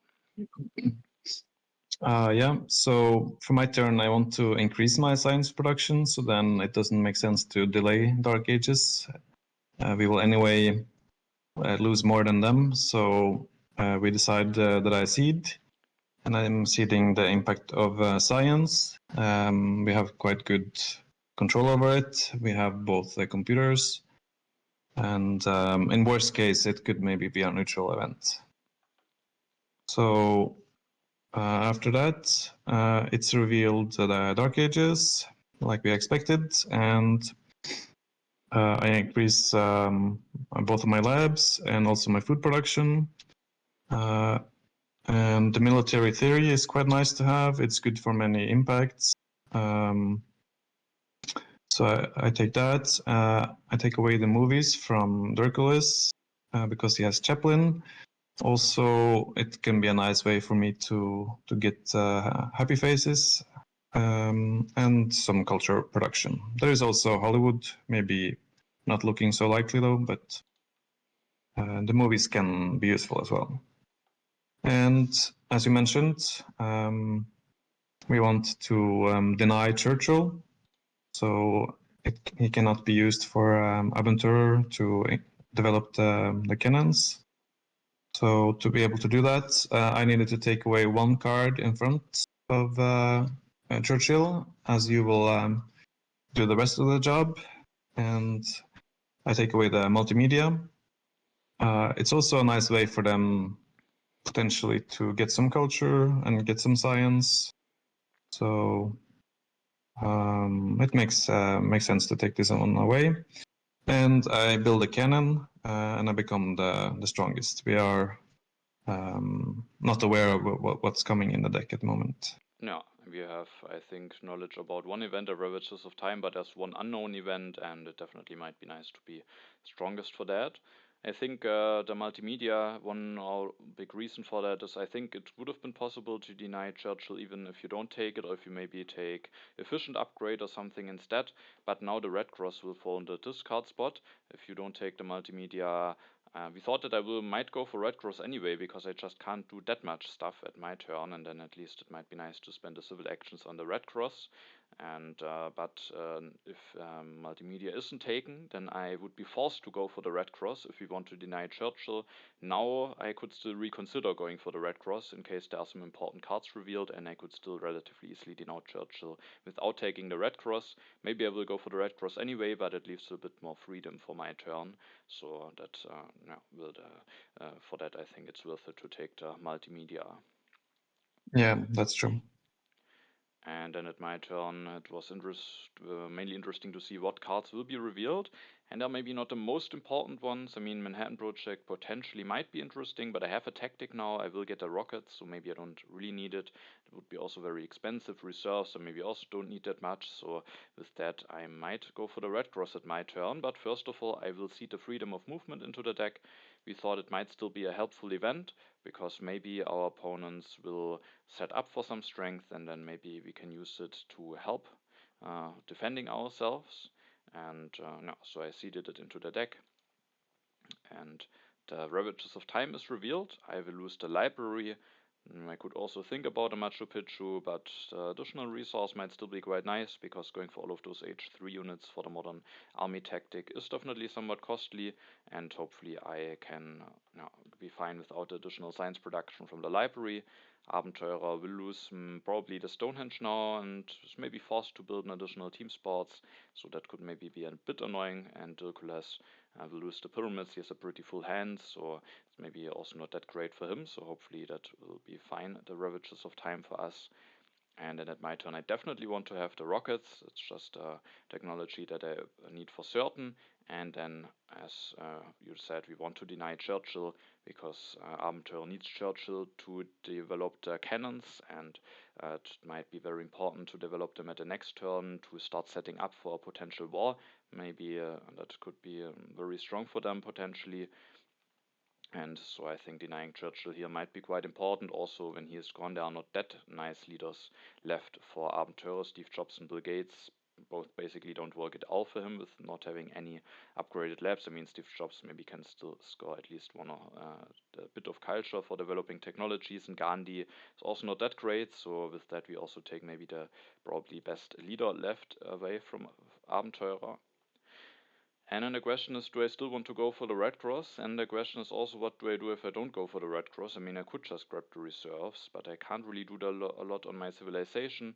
And so with that, at the end, we made a decision that I will go for the Red Cross. It's not ideal. We won't probably get a lot more stages than them. Probably they will build both a stage, or at least they have the potential to do that. And then we will probably get 3 stages. They will get 2 stages, so not a big Red Cross. At least there are some colonies, 6 colonies in the game, so we will still get a bit of additional culture, and it's just a nice way to invest my civil actions. The problem is I don't have the most food, so if they don't build a stage, I can't finish it, so that could be a bit awkward. But the other things that I could do at a turn are also not that great, and at least it will give some additional culture. So at the end, we went for this Red Cross. And I also already built 1 stage of it with my last civil action that sadly removes the possibility from me to increase my population. In case of emergency, it could be nice to have this option, but of course with having the Red Cross, it's probably not what I want to do anyway. Then I draw 3 cards again. I could have potentially already started upgrading, but those card draws might be quite important, and Impact of Balance that I draw might be a fine impact. Also, I have a war in hand now. If I get enough science to develop rockets, military theory, go for modern army, maybe that could also be a possibility at some point. Dirkules will see it, and there's an interesting event revealed, the Cold War. You will get some additional science, but also Abenteurer, and that will make a big difference, because now he has enough science to go for the cannon, so the Churchill denial was maybe not as important as we thought at the end. Could still be nice, because it's probably still the best leader that he can get, but now he has the science to go for the cannons, and that definitely might be quite important, and probably will give them some additional possibilities. Douglas plays the revolutionary idea, goes for 1 cannon, and to avoid an uprising he will switch to Chaplain, uses the military action of Robespierre before switching. He will go for the Manhattan Project. probably mainly as a source of additional strength. And he can finish it at the next turn and has maybe some potential for a war at some point, but he doesn't have the most military action, so that could be a bit of an issue if he wants to go for war, but we have to also be careful about him and also about Abenteurer, who now has the option to go for the cannons at the next turn. The iconoclasm is revealed. Sadly, you will lose Darwin, but at least also Abenteurer loses Nobel. We thought about electing Marie Curie the turn before, but we thought that a civil action that Darwin might give you could still be nice to have. But sadly, now the iconoclasm is revealed, which maybe was not that likely because before that there were those two H2 events. So, no, but sadly, now you will need to spend one civil action to elect Marie Curie. Abenteurer will take the reserves, will develop the strategy with the breakthrough, and after this he still has enough science left to go for the cannons. He will increase his population, builds one cannon, builds one arena, and then builds one stage of the Red Cross, and is copying the entrenchments tactic, is still drawing 3 cards, and here we have to be very, very careful, because maybe if we don't look closely, we could be thinking that there is not that big of a threat, because Abenteurer is only 25 strength, but he isn't using any tactic at the moment, and he has the Silk Road, so that's also something that we shouldn't overlook. He can play the reserves actually for 5 resources, meaning he has just enough to go for 3 cannons at the next turn, and he could declare war and do this, and then he would get the tactic 3 times, because he also already has built an air force, so that would put him over 60 strength. He has also the Amici Castle, so he could sacrifice on top, so that is definitely very dangerous, and we also have to be careful, because the freedom of movement might even be now dangerous for us, because if it is revealed before Abenteurer's turn, he could even go for 3 cannons and then maybe put this mechanized agriculture into air forces, which of course would be somewhat costly for him, but it would also give him even more strength, and then he could even go up to something like 80 strength with sacrificing, and that could be very dangerous, and we have to be very, very careful about this, and it will also be a big focus of our next turns to prepare for this potential war, and those preparations will start at your turn. Yeah, so after some big rounds of calculations, we came to the conclusion that I need some more rocks, so I will plunder you and steal 7 rocks. No, I still have plenty. Yeah, and fortunately I have a mechanized army in hand, so, and there is tanks on the row, so I can take the tanks and develop them, and upgrade 2 times not the knights, and I also elect Marie and develop the military theory, because I'm spending a lot of military actions here, and I would like to still have 3 draws. I also increase my population and build a cannon, so I'm quite ready for going for the mechanized army, but I'm not showing it. Also because then I would lose out on 1 draw. I think I needed to build 1 step on the International Red Cross here, otherwise they would get it, so I also do that. And for my last civil action, I take engineering, as it can help me to build 2 movies. It's nice for several impacts. So now I am, if air forces show before my turn, I will be able to build a cannon and an air force. And if freedom of movement is showing before Abenteurer's turn, and I get air forces, I can use freedom of movement to make a cannon and build 2 air forces. Yeah. If freedom of movement doesn't, no, if air forces doesn't show, then I can only go for normal mechanized armies. No. So there is definitely still some danger, but thanks to the additional resource from the plunder, you are definitely a lot better prepared. And we also didn't see it here. Of course, we went for the aggression, but I also at my turn won't see the impact of balance, because we were really afraid of this freedom of movement, as that probably would increase the military of Abenteurer a lot more than our military, and we rather would like to not take the risk to see this revealed before Abenteurer's turn, and like this it will just heavily depend on if you will get air forces, but you always will have at least a decent defense, and also definitely the threat that you will be able to win this war. Yeah. And then at my turn, I will use the Olympic Games to even make a war even more unattractive for our opponents. And now might be the best time to use those Olympic Games. I don't use the impact of balance to not increase the chance that freedom of movement will be revealed before Abenteurer's turn. We thought that it's rather unlikely that Dirkules will seed, because there are actually not that many impacts that will be nice for our opponents. Impact of Industry might be one, but they also already seeded an impact, so maybe that is already in there. And Impact of Wonders is drawn by you, I think. And then apart from that, there are not that many great impacts, so maybe the chance that Dirkules will seed is not that high. So we are hoping that freedom of movement won't be revealed before Abenteurer's turn.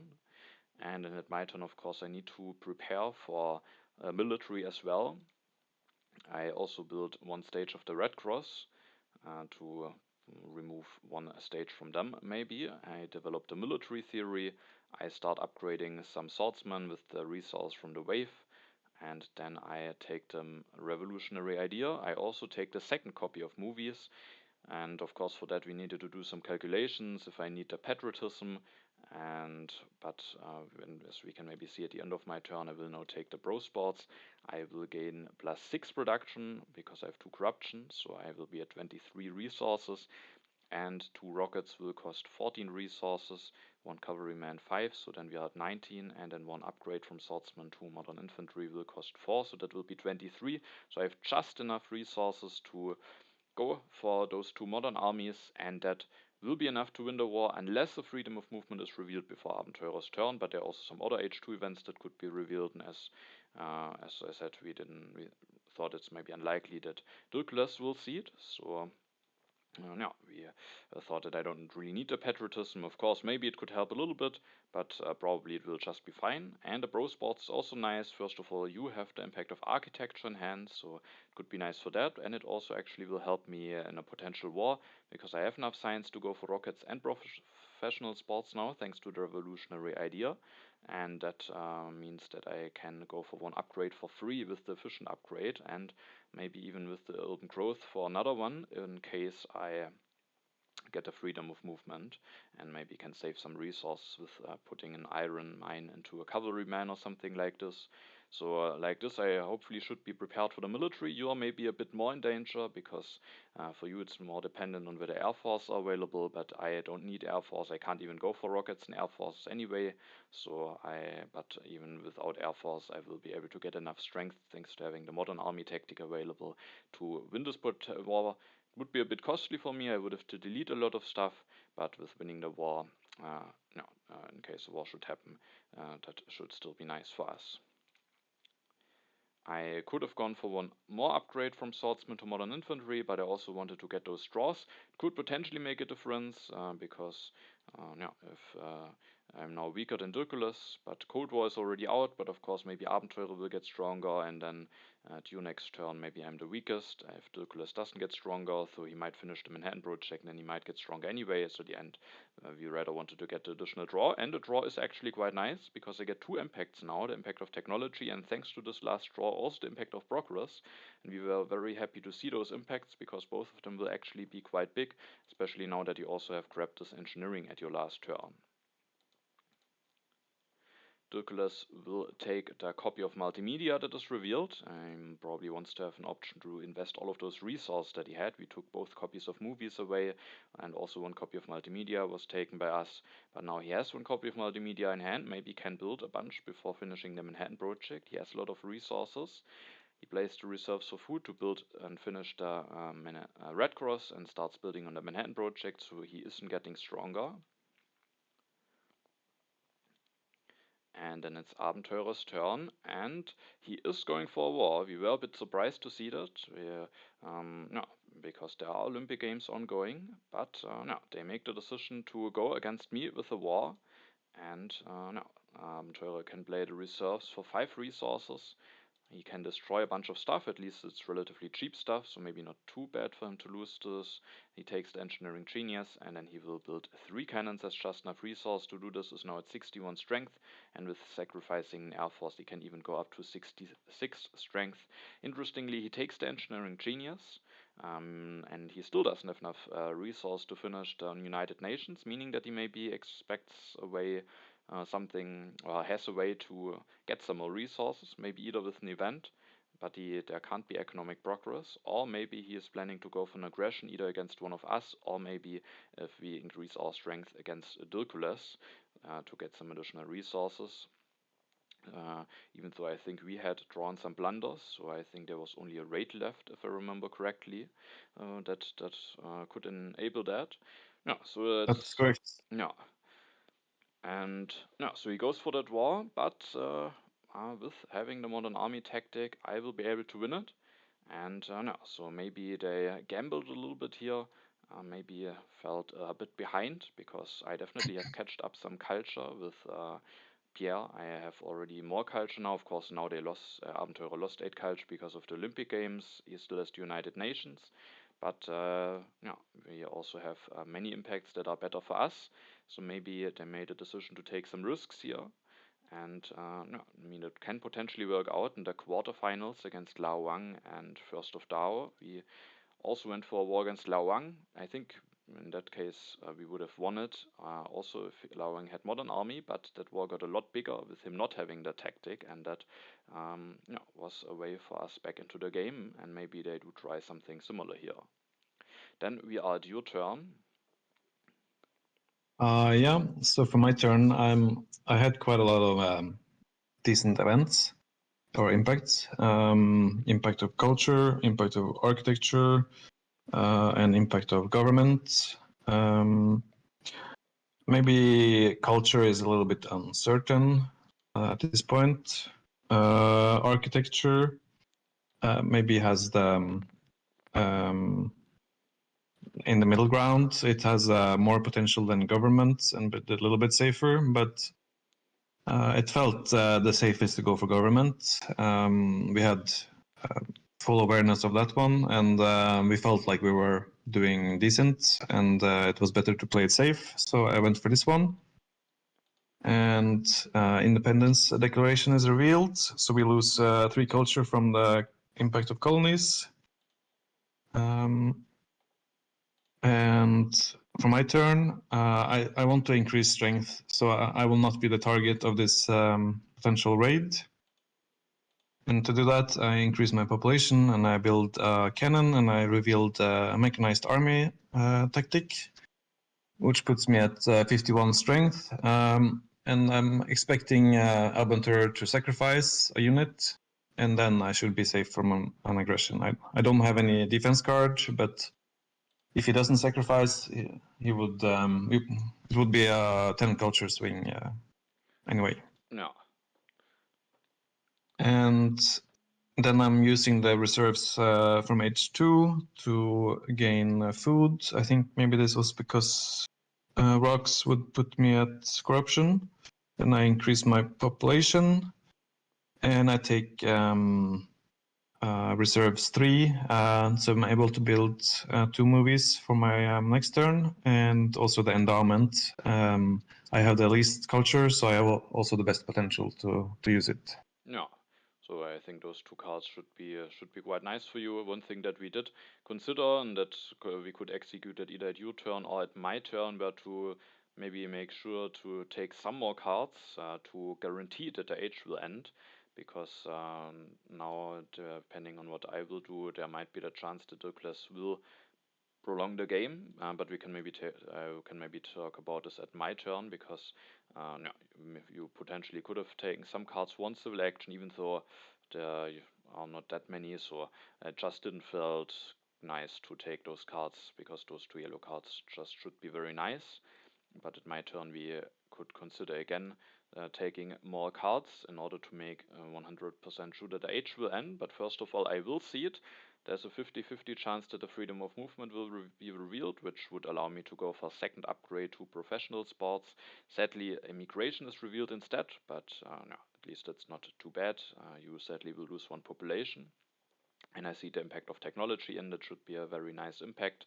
And sadly, for our opponents, I have the modern army tactic. That's probably not what they were hoping for, but no, I have just enough resources to go for the things that I need. And with upgrading 2 pro sports, it also allows me to destroy 1 religion, because I can destroy 2 mines. I don't really want to destroy even another mine, because that would leave me at 0 resource production, and also would potentially cost me 4 culture for an impact of industry, which we thought might be in there. A farm might also be bad to lose, because with having 7 food I will be able to increase my population, and the labs I might need for impact of science, especially if Dirkules goes for multimedias now. So I kind of need to destroy this religion, and for that I kind of need to go for this upgrade, which of course also gives me more strength, and then I can build the units, 2 rockets, 1 cavalryman. I can upgrade the swordsman to modern infantry, and then I can reveal the modern army tactic, and I will be at 72 strength now. And then I have only 1 civil action left, so taking 2 cards in order to make 100% sure to and not NDH doesn't work out that nicely. Then I would have to destroy something else. We still considered it, because we thought with winning this war and with having those nice impacts we should be in a nice position. But we also thought that an additional turn maybe also doesn't really help our opponents that much, because now we both have definitely some strength potential. So Dirkules would have to be very much concerned about defending himself, and that wouldn't really allow him to go for a lot of multimedias. And we just didn't see how that they would gain a big advantage out of prolonging the game, and it would hurt how much I win the war. And so at the end I only take this efficient upgrade. At the end it will allow me to upgrade another arena. Maybe you will see the impact of architecture into the deck, and it could be nice. And like this I don't make sure that the age will end, but if Dirkules only takes 1 card, then the age will end. So, and he can't take air forces, so he would need to leave air forces for us in order to not end the age. So at the end we just felt that this is probably not really an option for them, and so we just went for the most efficient turn. And then I draw another war. Dirkules will cede, so now the freedom of movement is revealed, and he will use that to put a worker from philosophy into oil, which is definitely indicating that impact of industry might be coming. He's also playing the military build-up, is destroying a farm, a mine, builds 1 multimedia, takes the elven growth, and then disbands a knight, builds 2 cannons, is now at 43 strength. So maybe he at least wants to make sure that he can defend against an aggression from you. Now 1 defense card would be enough for that, but he isn't safe from an aggression from me. And with taking this 1 card, also the age will end, and I will steal some culture from Abenteurer, and there is indeed a raid, and Abenteurer is destroying this multimedia, and because sadly destroying 2 HA buildings wouldn't give enough resources to finish the United Nations, so they need to destroy this multimedia, which is of course costly. At least Dirkules might be able to rebuild some of those at his turn, and the United Nations just gives them a decent amount of points, 20 points, and maybe they have even an impact. And then Abenteurer will just build some buildings, another team sports, the religion goes for Gandhi, will finish the United Nations for 20 points, but doesn't have an impact to evaluate. And then we are at your last turn. Yeah, so at this point we could secure impact of culture that first and the second place for sure. So this is what I'm seeding. And the impact of colonies is revealed, which is nice. And I will move a worker with freedom of movement from selective breeding to a religion. It gives 1 culture, and in case of impact of variety. And also I have the impact of agriculture in hand, and you had impact of balance, which you will not play, I think. Yes. So it was safe. And then I develop engineering in movies, and I play the endowment. I play reserves for rocks. And then I increase my population. I disband a unit of warrior, and I can build 2 H3 build 2 movies. Yeah. Yeah, that should just be best, getting a lot of culture production, preparing for the impact of culture, and yeah, so that should be very nice, and also developing the engineering for the impact of progress that I will seed into the deck now. And yeah, at my turn I will seed the impact of progress. We also knew what is in top, the impact of science, which will give us a big benefit. And then I can go for the civil service, that will be nice for the impact of government that will be coming. Just enough science for that, and then I can not do that much. I can increase my population thanks to not having destroyed a farm at the last turn. I can build one more arena for Pierre, also getting more culture reduction. So even if Dirkules goes for 2 multimedias, now it won't be enough. I think even if I wouldn't have built this arena, it wouldn't have been enough, but maybe he could have built 2 multimedias and a religion. No, I think he doesn't have enough resources for that. But yeah, impact of culture is safe now. I can also upgrade one arena to bro sports with the efficient upgrade. I think we didn't have knowledge about impact of competition, so that might potentially be in there. And because of that, I also used the freedom of movement to actually put a work of scientific method into professional sports. First, I thought maybe I want to put one of my units in there, but I don't need this for impact of science any longer. Impact of balance isn't in there. Impact of architecture isn't in there, so there's basically no argument to keep the lab. Only maybe that it could potentially tell our opponent something about the impacts, but no, that wasn't reason enough, and so I just put this into arenas, and I'm now at 14 culture reduction, and then I take just some cards as I can't really do anything else. And then Dirkules can go for 1 lab, also builds 1 religion, builds another religion, won't finish the Manhattan project. Maybe Raider wants to prepare for some potential impacts and also get some additional culture reduction, of course. And then before the final impacts, we have quite a nice position. I'm in the lead. Abenteurer is at the second position, 10 culture before you, and Dirkules is behind at the moment. So we have already a lead, and the impacts will be quite nice for us. So at this point it is looking very nice for us, and now we can see what the last impacts have to say. And the first one is impact of industry, so that one is indeed in there, and that is definitely quite a good one for our opponents, giving plus 20 to Dirkules, so he's only 5 culture behind you now. Then we have the impact of technology, that was seeded by me. It was plus 24 for me, plus 8 for Abenteurer, plus 20 for you, and plus 8 for Dirkules, so that's really a very big swing for us. I think plus 28 even for us.